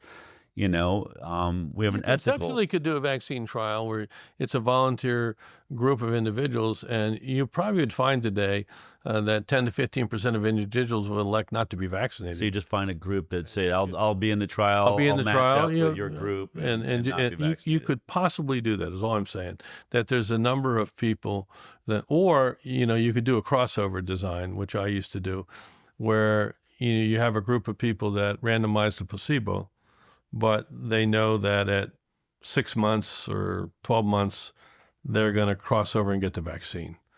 Yeah. You see what I'm saying? Well, now, look, they did that. That's part of the problem, I think, with the EUA and the COVID vaccine. As soon as they delivered the EUA, but they didn't keep a placebo goal. Right. Well, predictably, the pharmaceutical industry made it with love. To me, as far as I'm concerned, you want that. It's like anything else. How long do you want to be analyzed in the work that you're doing? Nobody wants the boss watching everything you're doing. So essentially, as soon as you had an emergency use authorization, they said, let's vaccinate everybody. What Kennedy's going to have to do, in my view, is put together an advisory group to help weigh in on this, and some of that group could, in fact, be members already of the FDA. Marty's a good guy. Yeah. And, he's open-minded. And then what kind of advisory group we need to put together to really first, do a rigorous wash on what we do know. And the FDA may have a lot of data, just a lot of data I told you on this talk today. It's not published data. It's just stuff I did in my life. You know what I mean? Yeah. There may be a lot of data that the FDA has, that is in their files that can look, and a lot of the data they have, is also, confidential data that they have with the industry that did it. It's not public data, but you can make it public and say, hey, listen, we're doing a deep scrub on this. And, and at least we want an honest summary for the American public of what we really do know and what we really do not know. Yeah. And again, I'm going to come down pretty hard if anybody asks me. I'm not in favor of mandating these vaccines. Okay. I'm in favor of sitting down and discussing the benefit. But again, it would be of benefit in my ability to do that if I had objective data that really could relook at everything we do know about these. Would there be benefit? One of the things that we've looked into, the Vaccine Safety Data Link, this is this database that's I think over 10 million people. Their names are scrubbed. Yeah. Institute of Medicine years ago looked at it, said you actually have enough unvaccinated individuals to do a comparative study between the two. Would there be benefit to doing that study, compare the vaccinated to the completely unvaccinated at some level? I don't see a reason why we wouldn't. Any type of knowledge would be of some value. If you saw no difference, it doesn't mean there isn't, but that helps you. If you saw certain things trigger, then it could trigger a more targeted evaluation to see if that thing's real or not. So I was with Bobby when Donald Trump sent him to the NIH. You're aware of this meeting that happened at the NIH. So right when Trump got into office originally, he brought Robert Kennedy Jr. in, offered him to be, a sort of a vaccine safety commission. That never came about, but he did set up a meeting at NIH, and I worked on the team to put together all of our concerns around the vaccine issue. We went to the NIH, and Bobby delivered all of it, several-hour meeting. Francis Collins sitting right across from Bobby. Tony Fauci is the first time I ever met that guy, right across from me. About 10 luminaries on the other side of the table. We asked two major issues. Are there any placebo trials? Because we can't find any on the childhood vaccines. All of your inserts are saying you're not doing them. They eventually conceded that, they're not doing that. And I think it was Tony Fauci intimated it would be unethical to do a placebo trial, which was the first time I'd ever heard that term. I hear it a lot now. Then we said, well, why don't you do a comparative study of the vaccinated versus unvaccinated? And they essentially said in that meeting, we can't figure out a way to do that trial. That was the first statement that I think Francis Collins made. We can't figure out how to compare the vaccinated to the unvaccinated. We brought up that the CDC been funded after the Institute of Medicine said you could do that trial. And then since then, there was an email chain. They eventually said, we're not going to do that stuff. We're not going to compare these two groups. I've brought it up with Paul Offit before, several. And what they'll say is that there's confounding issues. We can't figure out what they're saying is we cannot figure out how to handle those confounding issues that would exist in See, to me, I don't agree with any of that. I would argue, I guess it sounds like they're concerned that you might see a difference and that then they have to deal with it, even if that difference isn't real. May be confounded, but for me, show me the data, and if there is a difference, then I have to evaluate. Well, what are the possibilities of why there is a difference? And I can look at the compounding variables, and I can say, hey, wait a minute, I looked at everything, and I can't find that these groups are different in anything other than that they're different here. And then you form hypotheses around whatever that difference is, and try to address it. And for me, so I think NIH is the wrong group. Okay. Just in general. Now, it may be okay with Jay coming in and he may be able to look at it. I think the FDA would probably be a better group. Even CDC, I don't really know. I mean, maybe a panel of FDA CDC that would be tasked to do this with a group of outside experts that we can identify would at least be objective. I think Paul has a very strong view about vaccines, as you know. Yeah. My own sense, he still could be objective. I mean, he learned the hard way that some vaccines cause problems with the rotavirus vaccine, and he moved forward with kids. Yeah. So, but you could, and really go through what the state of the data is. I think if you did that comparison, it's data. No one should be afraid of the data. Let me ask you this question, because I'm not a scientist and I don't like making assumptions, and I try to stick with the facts. But I want to make an assumption here. Don't you think we can assume that somebody, CDC, FDA, NIH, over the last whatever decades of people saying that the vaccinated are poisoned, the unvaccinated are healthy, whatever the argument's being made by the unvaccinated groups, right? The anti-vaxxers, whatever you want to call it. Can't we assume somebody went and just said, let me just compare these two groups inside of that database? I think it's highly likely. And if that's true, and it's, as I said to you, they may not want to see the answer out there, okay? Well, I think it's highly likely.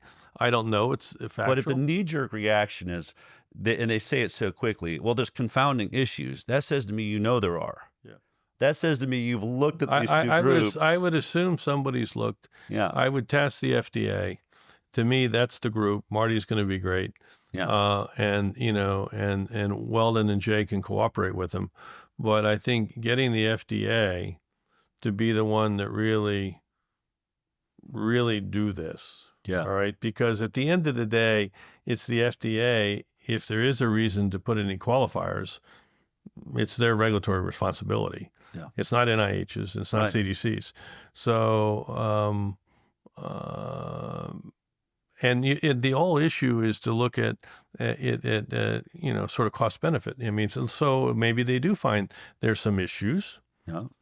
but they also believe there's benefit. Well, I mean, like you said, make that argument to the American public. If I just compare the vaccinated to the unvaccinated, and then the unvaccinated have lived longer, let's say, I mean, or whatever, so then you say, well, I mean, look, they're probably, I could make this argument too. I mean, unvaccinated parents tend to be like these granola hippie types. They're probably not smoking cigarettes in the house around the kids. They're most likely drinking bottled water, not tap water. There's a lot of things that you could argue these families are doing differently. But we know that if you just did a comparative study and they were the same, or the vaccinated were living longer and healthier, I would think that would be the easiest headline that everyone in the regulatory agency would love to post immediately. And since I haven't seen that, I'm going to have to assume that every time they're looking at this, the unvaccinated are coming out pretty good in that study. That's my assumption. Just to sort of finish it up around Bobby Kennedy. There seems to be real alarm that he's going to do all of this. He's going to do comparative studies inside the databases. He's going to reanalyze vaccines, the whole polio argument, even though we have multiple polio vaccines, and one of them is one that my nonprofit looked at, and he's getting tied to that, which is ridiculous. But is there any reason it would be dangerous to reevaluate any product? No. Okay. I don't see the reason one should be. This is the problem. There are people who want to take that position, as Kennedy's already felt. That's why I've always argued that Bobby Kennedy's not anti-vaccine. Yeah. He's for transparency in vaccines. He wants to see the safety data. He wants to see the efficacy data. He wants to acknowledge where there is no data, that there is no data. Yeah. Okay. Unfortunately, you have a lot of people who are just comfortable experts with giving opinions. I know this the hard way because, I've been a big advocate that the COVID virus came from the Wuhan laboratory. There is no data that this virus came from spillover. Zero. And yet, if you talk to NIH, you talk to Fauci, you talk to all the people, you talk to scientists, it came from newspaper spillover. No, there's opinions that it came from spillover. But there actually is real data that it came from the laboratory. When was that your first position? Oh, in January of 2020. So 1 month into this thing. As soon as I looked into it, yeah. What was it you saw that made you just think lab origin, other than the fact that it breaks out 5 feet away from the lab? Initially, the thing that made me think about it seriously was like anything, I thought I came at the very beginning, and I know George Gao well, who was my CDC counterpart in China. There was two hypotheses, and that's how I approached it: spillover, because that's what SARS and MERS did. And the laboratory because that laboratory had published a paper in 2014-15 that they actually were trying to teach this virus how to infect humans through humanized mouse. So it wasn't I was making it up. They actually published the paper. Right. All right. And they thanked NIH for the money. And so I knew they were doing experiments to try to make it infect humans. And I knew spillover is what MERS and SARS did. However, I'm a clinical virologist. All right. I always remind people that Tony was an immunologist. I went to Tony and said, we need to go after these two hypotheses. Same thing we just talked about with vaccines. And I said, I want an aggressive, open, transparent investigation into both hypotheses. Yeah. And I want NIH to launch it. You and Collins launch it. Okay. We'll help support it. Literally a couple of days after that discussions is when he set up those phone calls with the scientists February 1st, and I was not included in those calls. Now, he argues he didn't exclude me. My point is he didn't include me. All right. Which is, I think that's odd. Centers for Disease Control Very odd. and Prevention, particularly when he knew a disease running around the planet. Isn't that literally what the CDC is designed for? And particularly when he knew my position from the White House Task Force, which I'd expressed earlier, a week earlier, that I was of the point of view, to answer your question, that the most likely etiology of this virus was the laboratory. And so why? As a clinical virologist, when a zoonotic virus comes in to man, like SARS did in 2003 or MERS in 2012, from a bat to a civet cat or from a bat to a camel, it needs to learn how to infect humans. So when you look at SARS, even today, which is now over 20 years later, it's infected less than 10,000 humans.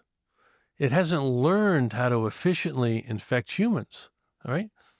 When MERS came in 2012, 13, from a bat to a camel, today it still hasn't learned how to infect humans, less than 10,000 humans. Yeah. That's now, it's sort of like what we're seeing with bird flu right now. Right. It doesn't know how to go human to human. This virus immediately knew how to go human to human. And I mean, to be clear, because this is something that we do see on occasion. It goes animal to human for a moment, but then there's that next step where the human then can give it to another human being. That's where it takes a long time. It takes a long time of evolution to get to that point. Long time. Okay. And we know, for example, with COVID, we knew exactly what had to happen.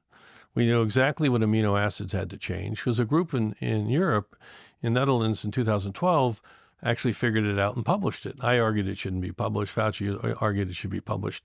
I argued it shouldn't be published because I thought some nutcase bioterrorist may take that information and create a problem for the whole world. It turns out that this virus immediately knew how to do that. So that's the first thing that bothered me. Just teleologically, it didn't make sense to me that we had now thousands of people infected immediately. Yeah. All right. And we don't see that. The second thing that bothered me was, and some of it's been declassified now. This has been declassified. Hopefully soon with Trump, all of it will be declassified. But I was a sort of the advisor to Pompeo. Mm-hmm. So as we got classified information in that had virology speak in it, he would ask me to come in and translate it for him. And so he asked me to translate one of the things that came in, and that was the first example, now declassified, that this virus had a furin cleavage site. Right. Which I said, wow, that's interesting. I actually told Pompeo that's a smoking gun. I said that cleavage site doesn't belong there. A couple things about that cleavage site.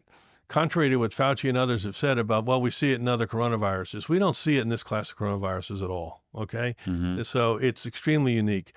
Second thing you need to know, it's 12 nucleotides. So that codes for 4 amino acids. If you look at the sequence of nucleotides that code for arginine, you can have different combinations of nucleic acids to code for arginine. And so you can have different 3-letter combinations, right? The 3-letter combination that's in this 12 nucleotide sequence was the 3 letters that humans prefer, not the 3 letters that bats prefer. So why does this furin cleavage site even there? Mm-hmm. And why does it have the amino acid sequence for arginine that humans prefer, not bats? Then you ask the most critical question as a virologist, which I did, and this is where I get upset with Tony that he didn't follow through on this with me. Now I take the current COVID-19 and I ask the question, can it infect human cells? Very well. Boom. Can it infect bats? It hardly infects bats. So how does this virus that somehow came from bats lose its ability to even infect bats? But is highly infectious for you. Now, there's a couple other things. There's a good virologist out at Livermore that's done a lot of this work. The interferon response element was knocked out, which means when you get this virus, you don't get sick. So be it. Right. And there was several other 3 other mutations that when you get this virus, you don't develop an immunodominant response, which means you can even get infected over and over and over again. I happen to believe the Chinese were developing this virus as a vaccine vector that what they wanted to use to vaccinate people, not against COVID, but against measles and mumps and everything. So they wanted to be able to have it aerosolized, transmitted. They wanted to make sure you didn't get sick, and they wanted to use it over and over again. But to me, and I basically, all of that was common knowledge in January, I figured out by looking at stuff. And so I argued as a virologist, I think the most likely, but at that time I kept an open mind. Explanation was lab, but maybe spillover, although it's highly irregular. 80,000 animals later, we don't find a reservoir. Yeah. 5 years later, they still haven't figured out what the. So no, to me, it definitely, and you'll see this, I'm sure. So you're John Radcliffe, right. John Radcliffe, hopefully, is taking over the CIA. Hopefully, we'll get all of the intelligence out. You'll see the CIA, the intelligence agencies will reevaluate their analysis, and I think there'll be unanimity with what the FBI and but it's going to bring up a lot of problems. It's going to be a lot of problems how it was handled, especially by Anthony Fauci, because one has to ask, why so committed to proving that it's still over? Why? Do you have a reason? Oh, why? There's no doubt about it. I don't think there's any doubt about why he did it. And I think the reason he did it was he's of the belief, he's the poster child for gain-of-function research. I'm the poster child for a moratorium on gain-of-function research. Tony wanted to preserve gain-of-function research at all costs, Collins all costs, and the scientists around him at all costs, because they don't want the federal government regulating science. That's where they dug their heels in. That's why they excluded someone like myself. Mm-hmm. I've written the op-eds in the Wall Street Journal on this. I'm going to do some more. I really think I'm working on one with the Heritage Foundation now. I really believe we need a moratorium on gain-of-function research. And hopefully Rand Paul, now that he'll take over as chairman and Homeland Security, will go ahead and put a moratorium on it. And hopefully Jay Bhattacharya, when he takes over NIH, will just say, we're going to reevaluate any grant that has risk of this, and we're going to put a pause on them. All right. I'm worried because, bird flu is going to be catastrophic. It's could come from spillover. Mm-hmm. We're already in over 28 mammal species in the United States where the bird flu has gotten into since 2019. So it's constantly learning, climbing, and moving. It's changing in each of those animals, but it hasn't learned how to go human to human. Even in the human that was infected in Louisiana, we know that human, in the course of that infection, the virus changed within that human, and the virus changed within that human in a way that allows it to infect the human tissue better.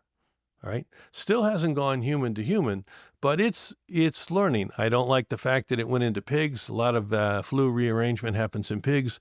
I do know that there's more and more agricultural workers being infected than meets the eye, and hopefully there'll be better surveillance to get a handle on that.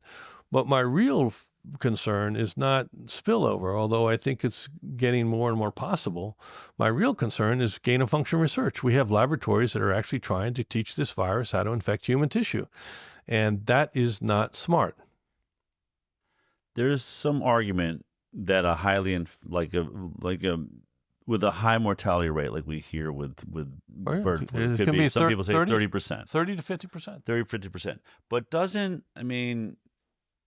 doesn't that make it harder for it to spread? I mean, just if we really look at it, I mean, there's this fear, and I think people think 30-50%. I mean, that's going to wipe out, half the planet, if you will. But it actually doesn't it? I mean, throughout time, doesn't it contain itself? Because if you're killing your host, you can't spread. I mean, that is kind of what we think happened with SARS a little bit, isn't it? That it was very infectious, but it kind of. No, it just didn't know how to go human to human. That was it. Oh, okay. It had a 9% mortality, 10% mortality. MERS had about a 35% mortality. Still couldn't go human to human.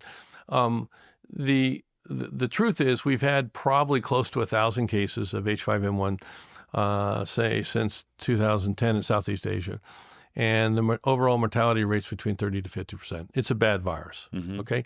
The virus in the United States so far hasn't been so bad. We've had 66 cases that I know of, and we've had one death.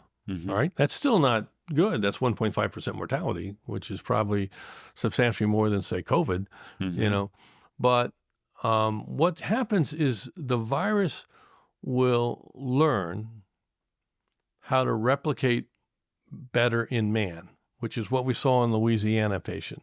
The virus that went into him is different than the virus that they got after he was infected. That virus now was replicating better than him, the second virus, than the first virus. All right. But it wasn't transmitting any better, okay? And a lot of that has to do with the receptor dynamics that we talked about with the, the fear and cleavage site. But when you look at the cases, two things: the virus can evolve to learn how to infect better in man, and it may become less pathogenic. It may become more pathogenic. I can't tell you. My instincts are the bird flu virus in man, when it learns how to replicate and transmit well in man, will have greater than a 5% mortality. Okay, it may not have a 50% mortality. And the problem with the issue of but it might die out. Yeah. These respiratory viruses are so infectious, that they'll have plenty of time to probably, for every one patient it infects that dies, it will probably infect 4 to 10 people before it's out of circulation. So in other words, this will become an exponential pandemic. Is there, one of my concerns, and is that they're talking about starting to vaccinate with whatever vaccine they have, even though it's wrong. If it's not going to be dialed into No, the they already bird did strain. it. They bought all of and we have the H5N1 vaccine that we developed back in 2005. It doesn't work. And with leaky vaccines, leaky meaning they don't work, it's not going to stop transmission, or, is there a danger that if you start vaccinating all of the cattle workers and all the people that are around these animals, you could give the virus a head start if it does make that jump, right? I mean, if they're getting sick, we're going to go, oh my God, they're getting sick in this area. We move in, we quarantine them. I think you have to see some evidence of efficacy. Now, what we're doing, because again, I'm working on antivirals in this space, right? And the way we're approaching it is that we're trying to show, since you're not going to show it works in humans because you don't have human infections, what the FDA has a pathway, which is the 2 animal model rule. So I have to show that it works in 2 independent animal models. I'm actually doing 3. I did mice. It works unbelievably. We're doing ferrets now. We'll be done in January. And then we're doing non-human primates in February. So this virus that we're working with is a virus that infected a dairy cow and then infected a dairy cow worker. And then CDC isolated the virus from that dairy farm worker. And then we're using that virus as a challenge virus to these animals. Normally, what we have to do in the flu space is we have to adapt the virus to be able to efficiently affect these animals so we can use it as a model. This virus immediately we put into our humanized mice model. Immediately, I didn't have to adapt it at all. Immediately, the control animals, all of them were dead in 6 days. The same virus now in primates, all of them are dead in 5 days. This is a very, very pathogenic virus for mammals, all right? Now, I don't know what it will do if I put it into humans, not planning to do that, but I am trying to see if I have a drug. So in the animal model we did with the mice, humanized mice, all of the mice that we treated with our drug survived. And we'll see if that's true in ferrets. And then we'll see if that's true in monkeys. We'll just have to see. But this is, I think the bird flu is a real threat. I'm very worried about the U.S. response because they're knee-jerking. He gave $170 million to Moderna to make an mRNA vaccine. I heard that he's just got a bunch more money Biden's pouring out to make a vaccine by EUA vaccine right away. I think that's not what we need to be doing. I do the argument as a virologist, which I do think warp speed is something that Trump can be proud of. One of the more successful vaccine development programs in the history of the nation, and yet still 1.2 million Americans died. Yeah. So I sure don't want that to be my goal line here as we go into flu. Well, I mean, is any of that, I mean, I don't know where you weigh on this. I haven't seen you speak to it, but you did have drugs like hydroxychloroquine, like ivermectin, that have had, I mean, hydroxychloroquine was being used. I mean, Tony Fauci, I think, has got his name on a study that showed that it had some success, in dealing with SARS. You had Didier Raoult in France having very successful trials You were in there. What was the passion to come? I mean, the second Donald Trump said, "Hey, I heard about hydroxychloroquine," it's like Tony Fauci tackles him, grabs the microphone, and starts screaming, "We know nothing about it." It was a little suspicious. What I did, first thing I'll say, for the record, I'm a strong advocate that we should not interfere with doctors and patients taking drugs off label. Good. Period. Yeah. All right. And I'm right now treating many patients with long COVID off label. All right. I informed consent of the patient, let them know what I know. When hydroxychloroquine came up and I heard that discussion, Fauci and Trump, the first thing I did was I tasked the MMWR, which CDC puts out every week. I tasked them to put an article out on everything we know about hydroxychloroquine, everything we know about it.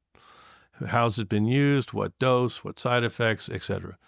The CDC people came after me like you wouldn't believe. Your own CDC. Oh, yeah. You're the head of the CDC. Yeah, they came after me like you wouldn't believe, that I had no right to do that, and I said, wait. If doctors are using this drug, I want them to know what we know. Yeah. No, you're advocating the drug. No, I'm not advocating the drug. I'm not. Well, first of all, you don't even know if it's all negative. Right? I mean, like, if it's all negative, I'm not. we I'm not do the opposite of advocating I'm not it. non-advocating the drug. I want doctors to have everything they need, and so I published it. I got pummeled by my people. I mean, pummeled. All right, but I published it. I said, I'm the editor. We're publishing it, and so you can go as a matter of record. You can go out. I published it. I didn't do it for ivermectin because we knew a lot about ivermectin, and most doctors knew about ivermectin. Okay, I neither of those. The fact that doctors lost their license because they prescribed that stuff is unconscionable to me. Both of those drugs should have been able to be used, and if doctors and patients felt they should use, and there's many patients, as you know, as we speak today, that are on ivermectin or even hydroxychloroquine with long COVID. Mm-hmm. Okay, that was a big the negative response to discussion and debate, which is what we talked about earlier, that Fauci and others exhibited, is to me unacceptable. All right, that's not what science is about. Science is about open discussion and debate. Yeah. All right, but the emotionalism that they had against us, even me, that I wasn't prescribing it at the time, but I was just trying to give you information. So if you were, you knew what we knew. So I agree with you. It's highly suspect, highly problematic. It has to do with, unfortunately, what happens when certain people have jobs for 20, 30, 40 years. They don't realize, I know that I can be wrong, right? I know that.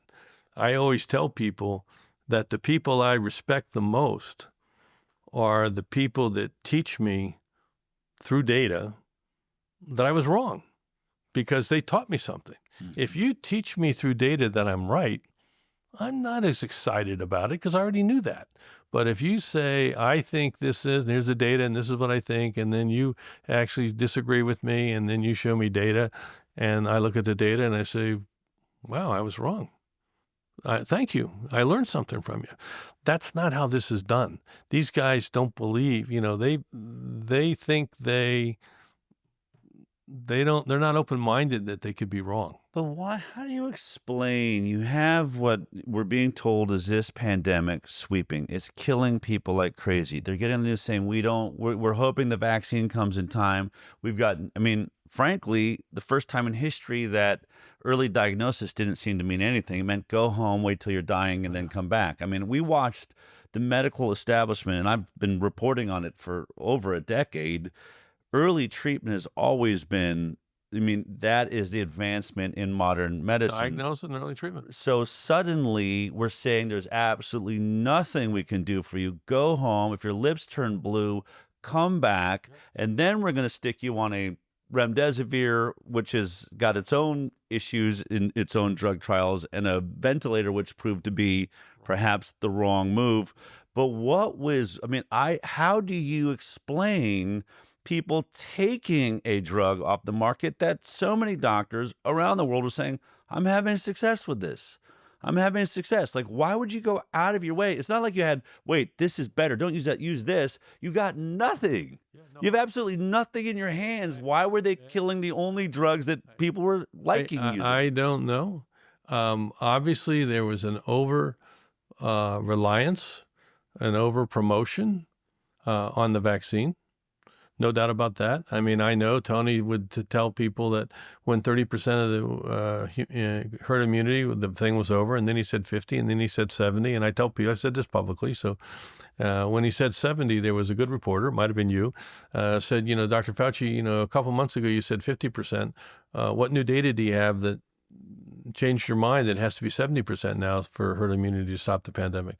And he said, I couldn't believe he said it. He said, well, I don't have any new data, but when I said 50%, I just think you weren't ready to hear 70%. Wow. And I said to Tony afterwards, I said, Tony, you just got to get on board. We just got to tell the American people the truth. Yeah. Just tell them the truth. And I told the president, there is no herd immunity for this pathogen. Tony was telling him that we're going to have herd immunity. We're not going to have herd immunity. This is where Marty was wrong, too. He was off on herd immunity, but we're all allowed to be wrong. Mm-hmm. You don't hear Marty preaching herd immunity now. So he made his own assessment. I as a virologist, I knew that for this virus, herd immunity wasn't operational. Why? Because I already had patients by May that were having their second episode of COVID. So if natural infection wasn't preventing them from getting reinfected, then the vaccine wasn't going to do it. And so I knew that we weren't going to have herd immunity. So it's just going to be cycles of infection, susceptibles. You get infected, you're non-susceptible for a while, then you're susceptible again. And that's why we knew we were just going to have one wave after another. And so what was it like to sit, it wasn't on your watch. The president of the United States, Joe Biden, gets up and says, you're not essentially employee, companies that have over 100 employees, health workers, we're going to take your job away if you don't get this vaccine. And is it fair to say that at that point, everyone that was in a position of power knew that this vaccine wasn't going to stop transmission? Was that knowledge?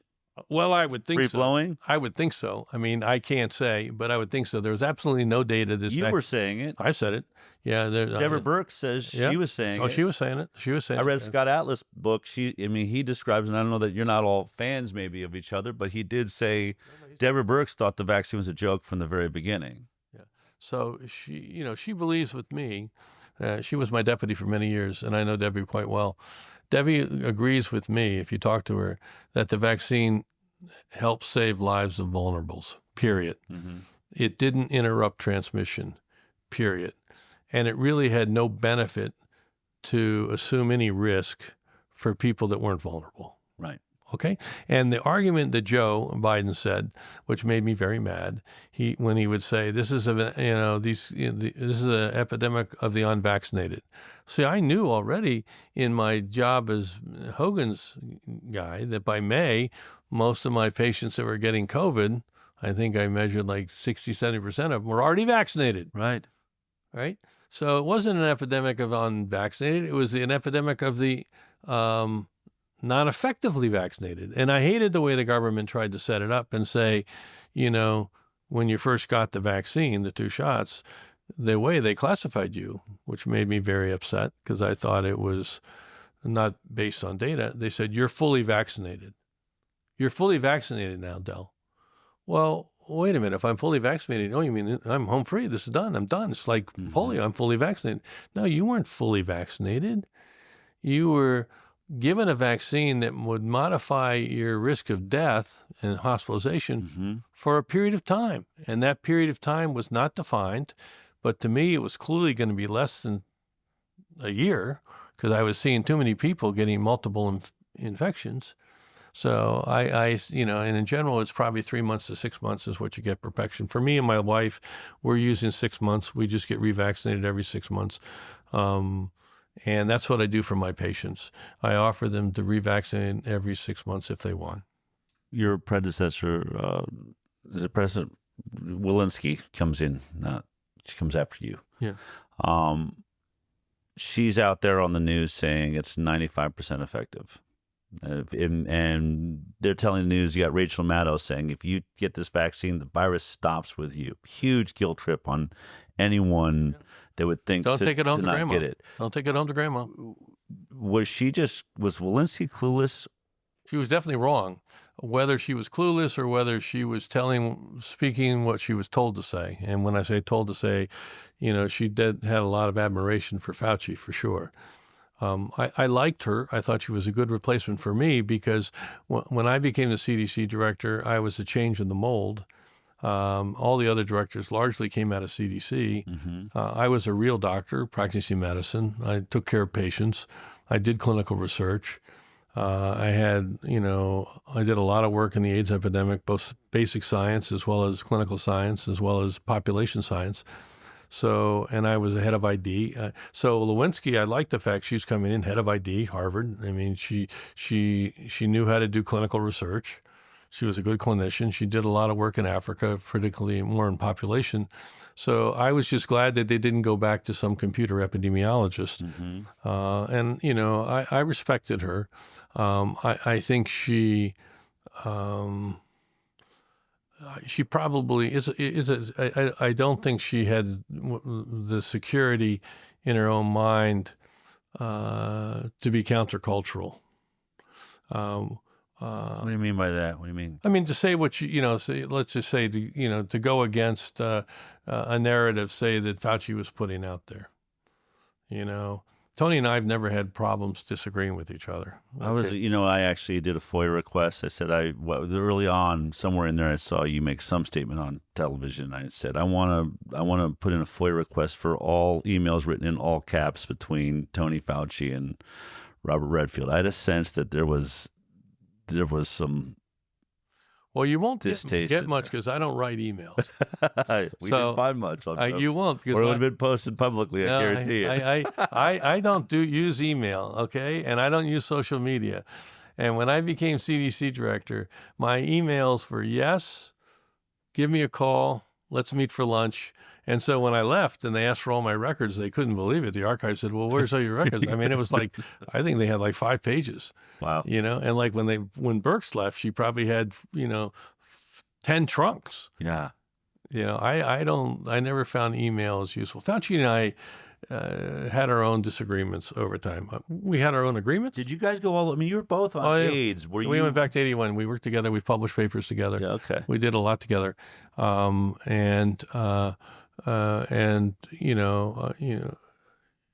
my son almost died, he, reached out to me, and, when he almost died, and when he was very sick with West Nile, I reached out to him. I mean, I'd say we're friends. We just we just disagree on everything. Yeah. We disagree on a lot. Yeah. I think he did not serve the nation well. I think his issue on origin and on gain of function research is not good. I don't think he's been truthful. I would like him just to kind of be a little humble and just tell the truth. I just said, we should continue the dialogue because I think it's so important for people who have different points of view to dialogue rather than say, oh, I can't talk to you because I don't agree with you, or I don't talk to you because I don't agree with you. This is what I was upset with some of the stuff in the early COVID times where there was clearly 2 different hypotheses, but the answer was not to discuss them. Right, this is where Fauci and I had our disagreements. Let's talk about the origin. Well, isn't that? To me, science died. Yeah, science during COVID because at the heart of science is dialogue, disagreement, argument. There's no such thing as settled science. No. You're supposed to be challenging the hypothesis. That's right, and yet everyone that did. Every doctor was censored, shut down. We got Zuckerberg coming forward now saying, I was under massive pressure to block all speech. I was censored.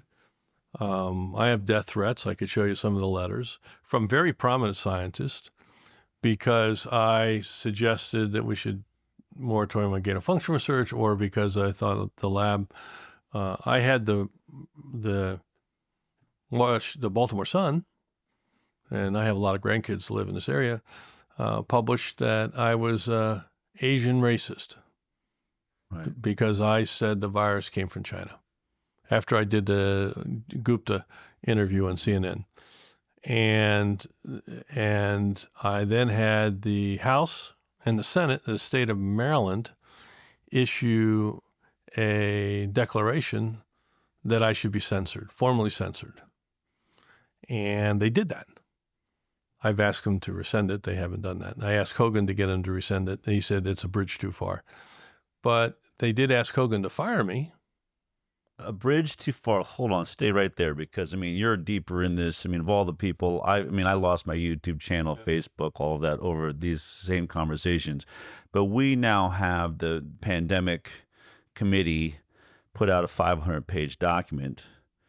I mean, the FBI and that committee are saying most likely a lab, Department of Energy makes perfect sense. Social distancing, no data, masks, troubled data, poor data. Shouldn't have been forcing kids. Vaccine, maybe shouldn't have been mandated. Yeah, I mean, all of those things. Why is nobody?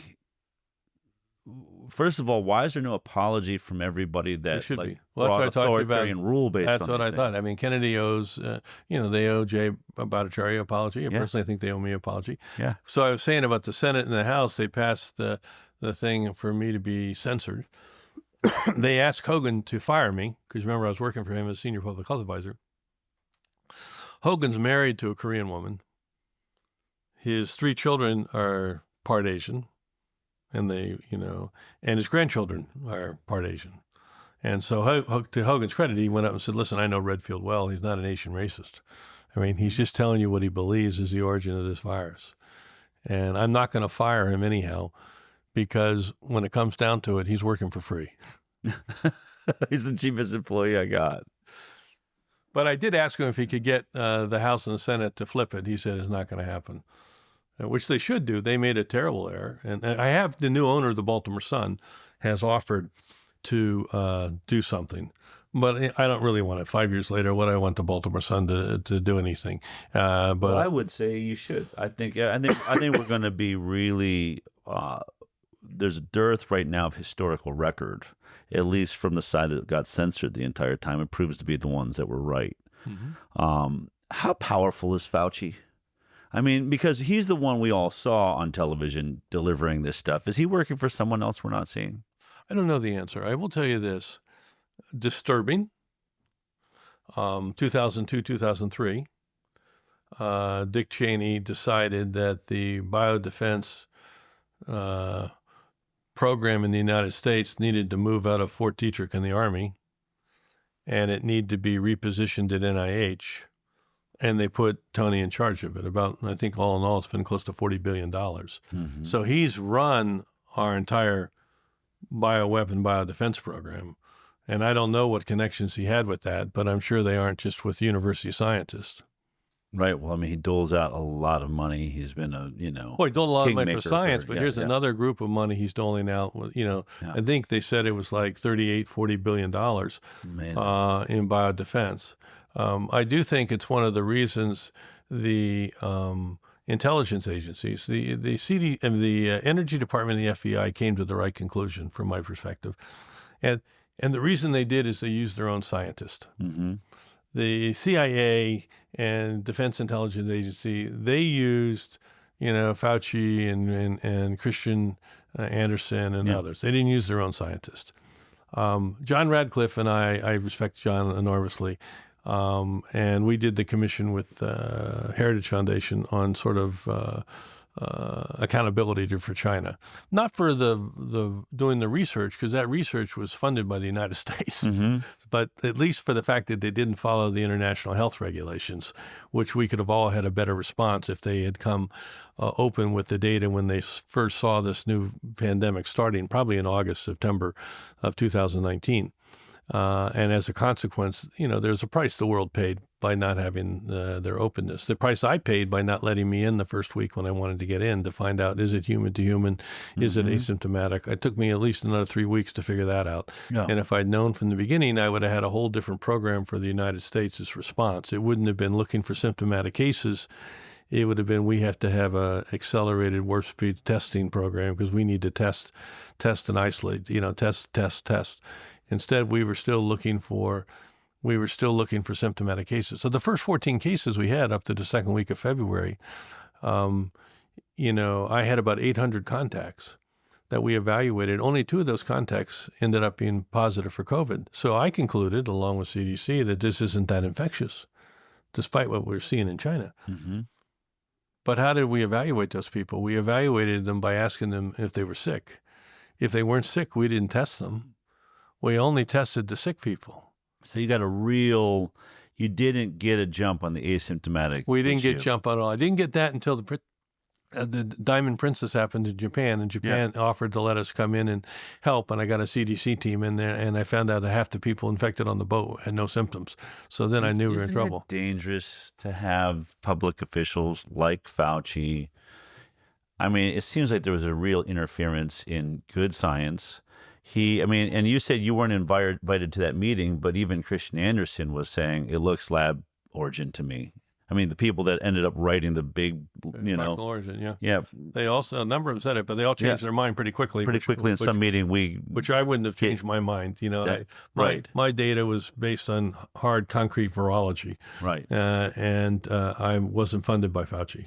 But even when we send someone then to look at the lab, we send EcoHealth Alliance, basically. Yeah.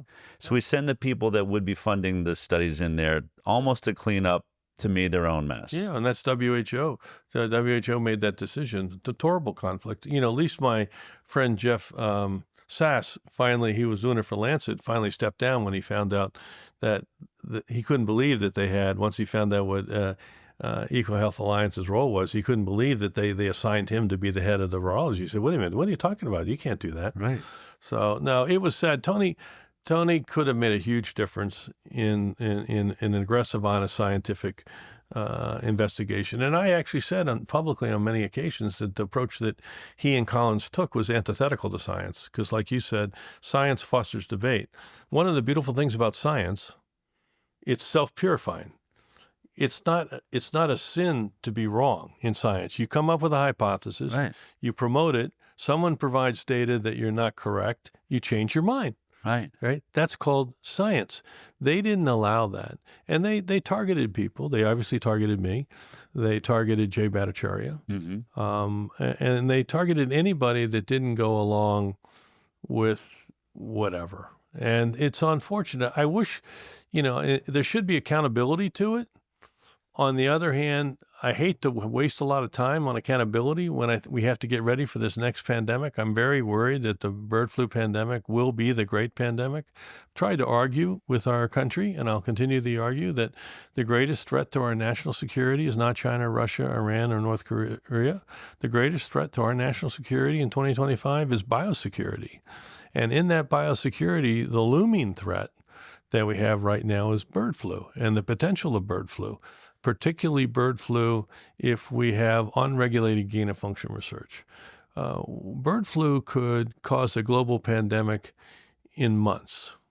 I don't think that's going to happen from birds and cows, pigs. I think it's going to struggle. I do think it could happen from the laboratory.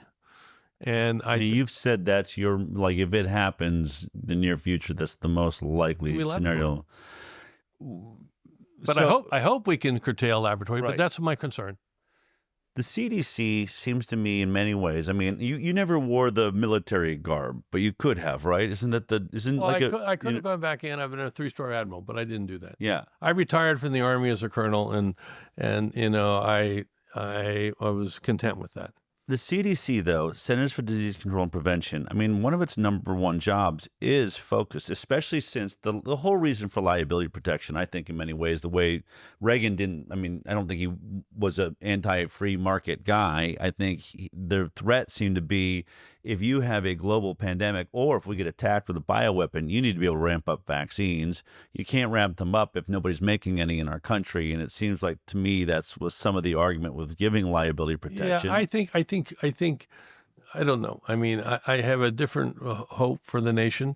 I think it was a lot of efforts that were starting to emerge. I can't remember now, in about 1980, that we were losing vaccine companies.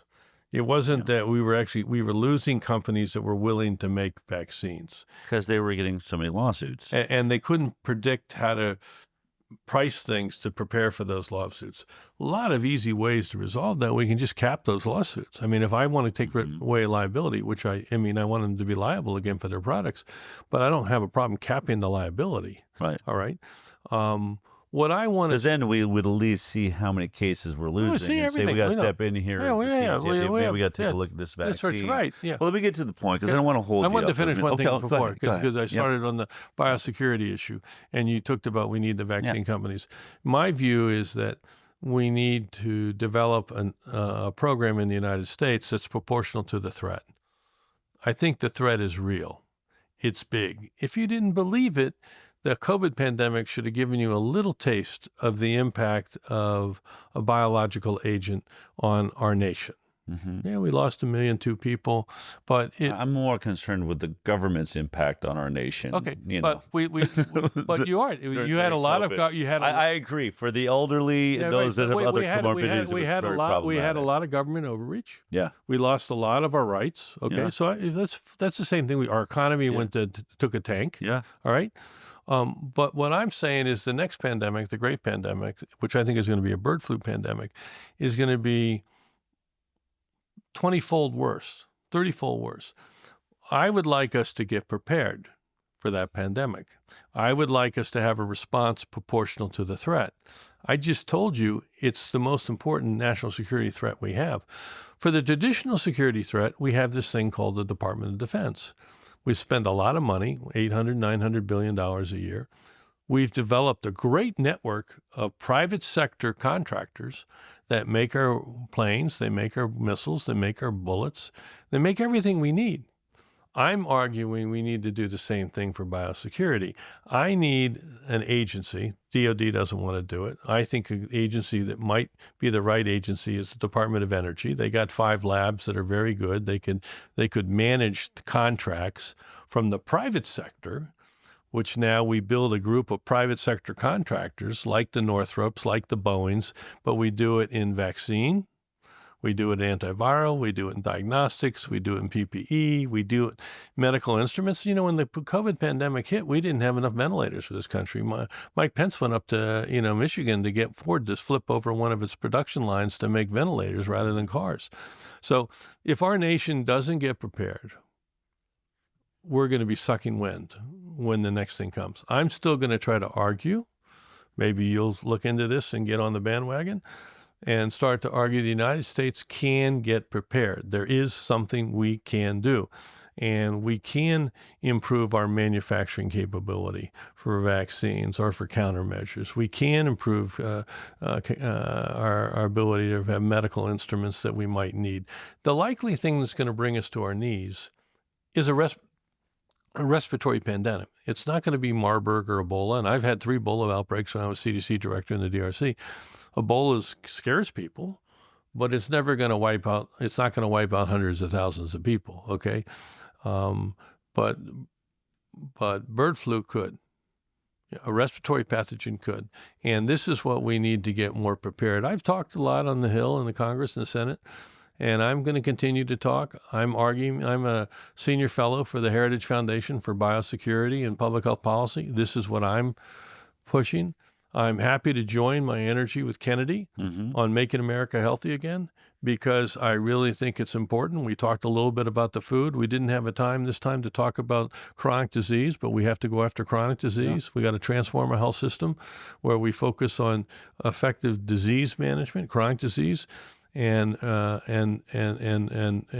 put the rewards on health. And we have to get the prevention side going, as we talked about with big ag. We have a lot of work to do with big pharma. They're a big problem right now in terms of making sure the American public can get access to the medicines that they need. But I do believe Kennedy stays focused on that: make America healthy again, make America healthy again, make America. Be careful that he doesn't get caught up in the weeds. because there's going to be a lot of people trying to bait him to get into the weeds. Yeah. And then try to get some good people around him. He's got good people around him. He's bringing in on the inside. Get some good people like me and others that are helping him on the outside. Yeah.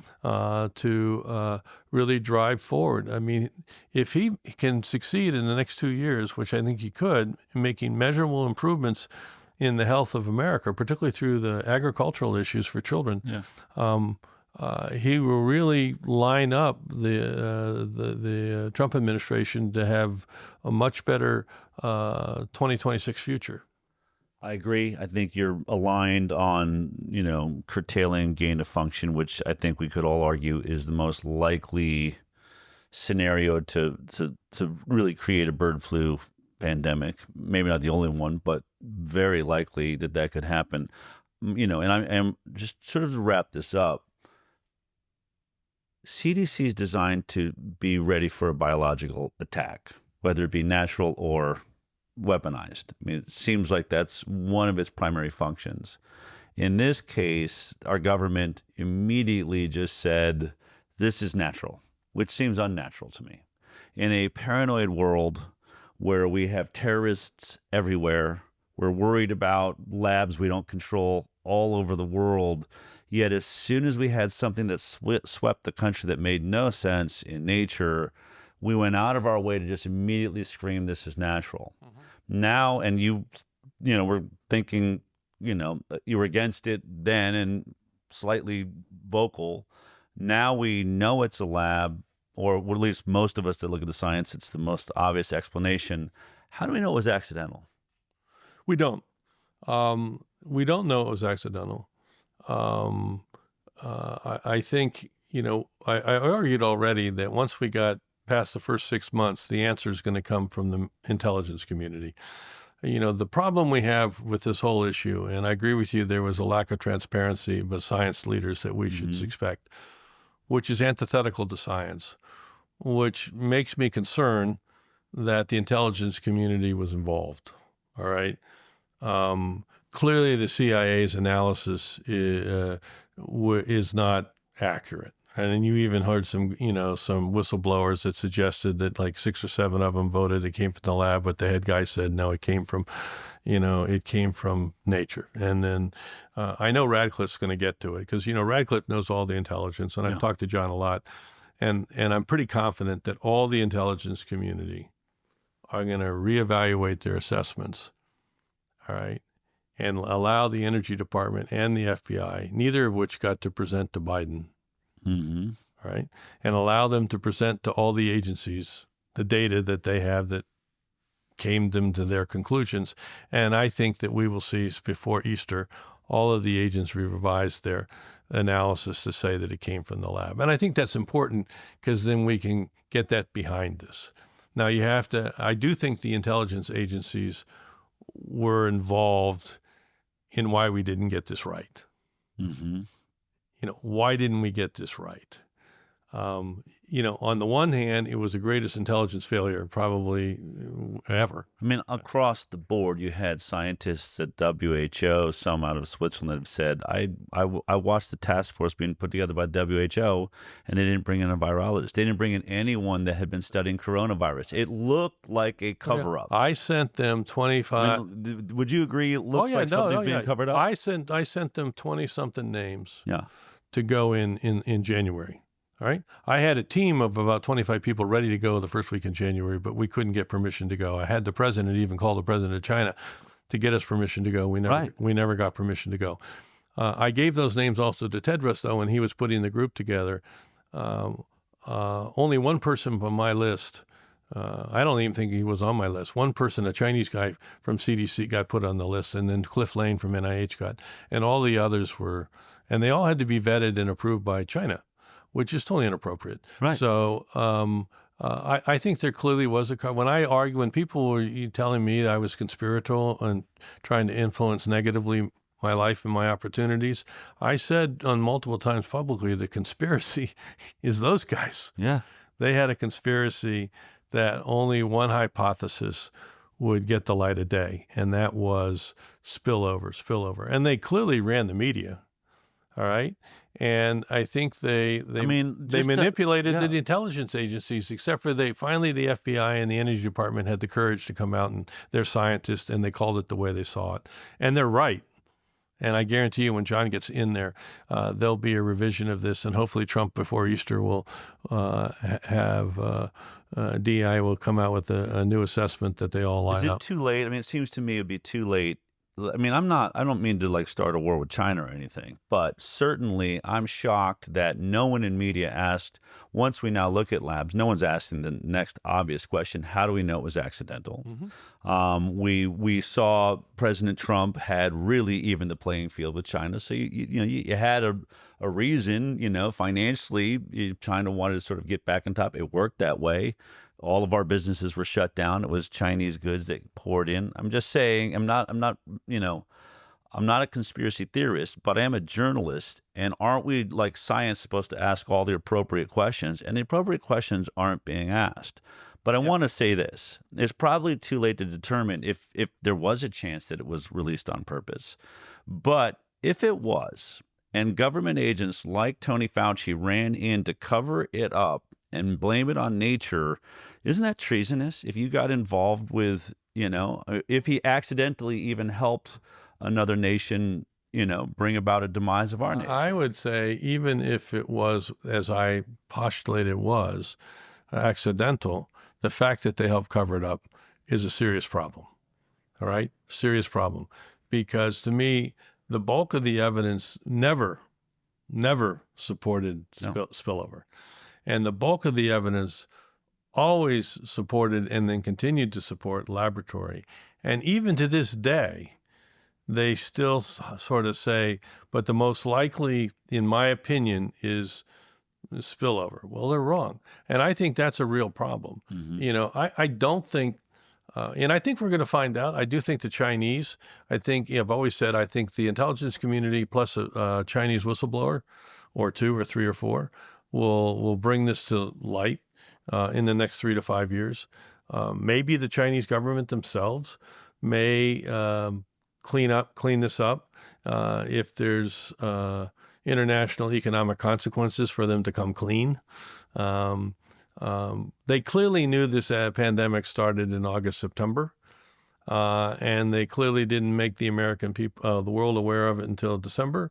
And then they set up this, I told you, I think I told you before, when I talked to my counterpart, George Gao, on New Year's Eve in 2019, he told me he had 27 cases. I said, George, he's a very good coronavirologist. I said, George, what's your case definition? He said, it's patients with an unspecified pneumonia, that isn't flu and isn't SARS, that came from the wet market. I said, wait a minute, Joe, what do you mean? They came from... I said, George, then by definition, everybody came from the wet market, because that's your case definition. Why are you trying to pin this on the wet market? And again, I think that was the beginning of trying to make this SARS-like, MERS-like wet market get away from the lab, all right? I know Tony had talked to George a couple times. I talked to George. I said, George, you got to get outside the wet market. Joy heard the conversation. I said, you got to test people outside the wet market. Nothing to do with the wet market that have unspecified pneumonias, not SARS and flu. And he called me about two or 3 days later. He said, Bob, it has nothing to do with the wet market. This is the head of CDC, China. He said, we have hundreds and hundreds of cases. It has nothing to do with the wet market. And yet, from the beginning of January to even today, people were saying it had the wet market. When the head of CDC China and the head of CDC America are saying it's not the wet market, and yet NIH is saying it's the wet market? And I think it was all a plan to turn the attention away from the lab, which, by the way, they were funding, along with our government, but more importantly, turn away the attention that this could have been related to the platform science they were doing, which was gain-of-function research, which is big money, and it's big scientific fame. And one thing I can tell you about scientists, and I am one, my parents were scientists, they don't want the government regulating what they do. And the government needs to go in and regulate gain-of-function research. And hopefully Rand Paul, along with President Trump, will move in to start regulating this research. People argue against me, say, Bob, you can't regulate the whole world. I said, well, you guys are trying to do climate control. It doesn't seem Yeah. to stop you for that. Right. All right. I want to stop gain of function research. And any country that wants to help a company or a university doing gain of function research, I want to censor them from any U.S. funding for research. And I guarantee you very rapidly they'll stop. Because of, U.S. is the biggest biomedical research funder in the world. So if you're Germany and you're doing gain of function research, and I just say, fine, no university in Germany, no company in Germany is going to get NIH funding, they'll change it in no time. That seems like that has to happen. Those are the things when we look at Robert Kennedy Jr., Marty McAree, Dr. Mehmet Oz, these guys seem focused on being more transparent. There's a huge job to be done to bring confidence back to the regulatory agencies. It's really important, Del. It takes years to build credibility. When I was CDC director, they really lectured me about being careful what I say, because if I was wrong and inaccurate in public health, I could destroy credibility that took the agency years to gain. You can destroy it in a minute. And we really have hurt confidence in public health and in science. And it's going to take a long time. It's going to take a long time to recover. I'm excited about having people with the integrity and the honesty and the openness that Bobby Kennedy has, and the people that he's picked, because I think they have one thing in common: they're honest. They're not afraid to tell the truth. They've learned the phrase, I don't know, as opposed to feeling they have to have an answer. I told Tony on a number of occasions, I said, Tony, why don't you just tell people you don't know if you don't know? Don't feel you have to create an answer.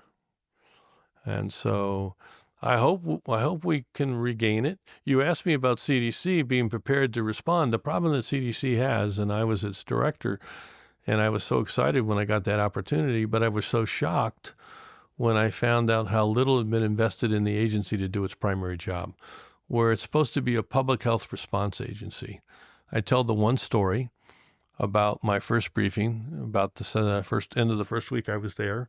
It was on opioid deaths, because President Trump made it a priority. I almost lost one of my children from fentanyl, and they did a great briefing. And when it was over, I asked the head briefer what the data was through, and this was in April of 2018. And he turned to me, the data's through March 2015. I said, wait a minute, we're talking about the leading cause of death of young people, 80,000. We're the Public Health Response Agency. We're trying to do a plan. Trump just put a bunch of money into this. And you're telling me that I'm going to design my plan on data that was from March 2015? And they said, Director, you don't understand the complexity of collecting data from the states. And I made a few enemies that day. I said, you know what? I came down here was excited that I was going to make an impact on public health and the human condition. And what you're telling me is I really came down here to be a medical historian. Because CDC has morphed into an agency that thinks of itself like an academic institution, not as a public health response agency. And partially that's because we never really funded it appropriately. We didn't fund laboratory resilience. We didn't fund data management. I mean, I had, when the measles outbreak happened, I had the health department sending me stuff by fax machine. We don't have a comprehensive data management system. We don't have an adequate workforce. In some states, I had less than 20 people when the COVID pandemic happened that could do any field work. So I went to Congress and argued for data modernization, got some money, $350 million, not enough to do it. But I would argue there has to be, and I argued with Rochelle, and she tried to lay this out, that CDC needs to be a public health response agency, not an academic institution. I had several occasions when I had data, like at the Health Assembly in New York, and I was in some meetings with ministers of health, and I shared the data. And CDC's leadership came to me afterwards and kind of yelled at me. I was only the director. Said, you shouldn't have shared that data. I said, well, why shouldn't I have not shared it? Is the data not accurate? Oh, no, the data's accurate. Well, did we misinterpret the data? No, the interpretation was right on. I said, then why shouldn't I have repeated it? Because it's part of a paper that's supposed to be published in the New England Journal, and we're not allowed to tell anybody about it for another couple months. I said, what? I said, what? So the problem was they saw themselves as an academic institution. They promoted people based on numbers of papers published, not on whether they helped me in the 3 Ebola outbreaks in the Congo. Right. Know? So the agency needs a total overhaul. But part of that overhaul, which is not popular, is it also has to be actually funded to be a public health response agency. Right. I wanted to take the 15,000 people in Atlanta and split them out to the 50 states. I don't need 50,000 people in Atlanta. I wanted to have, 300, 500, 1,000 people in different states around the country so that we have a public health workforce for the nation. So it needs a lot of work. It has an important mission, but they've gotten totally sidetracked. They could help Kennedy and us because one of the programs we had that was pretty big is our chronic disease program. It's not just an infectious disease agency. It can do chronic disease, but it's got to do it in a measurable way to make impact. It doesn't help us just to tell you what chronic disease looked like 5 years ago. What is it today? And what are the hypotheses that we can do something so it's less tomorrow? Right. I want to thank you for taking the time. It's really been fascinating to, get perspective on the inside. We've all watched it from the outside. I do think it was a dark day for science going through COVID. You did get yourself into some trouble speaking truth, as did everybody. But I hope you'll continue to speak the truth. We need you right now. Thanks a lot, Del. It's great to be with you, and I hope we can continue our conversation. Definitely. All right. All right.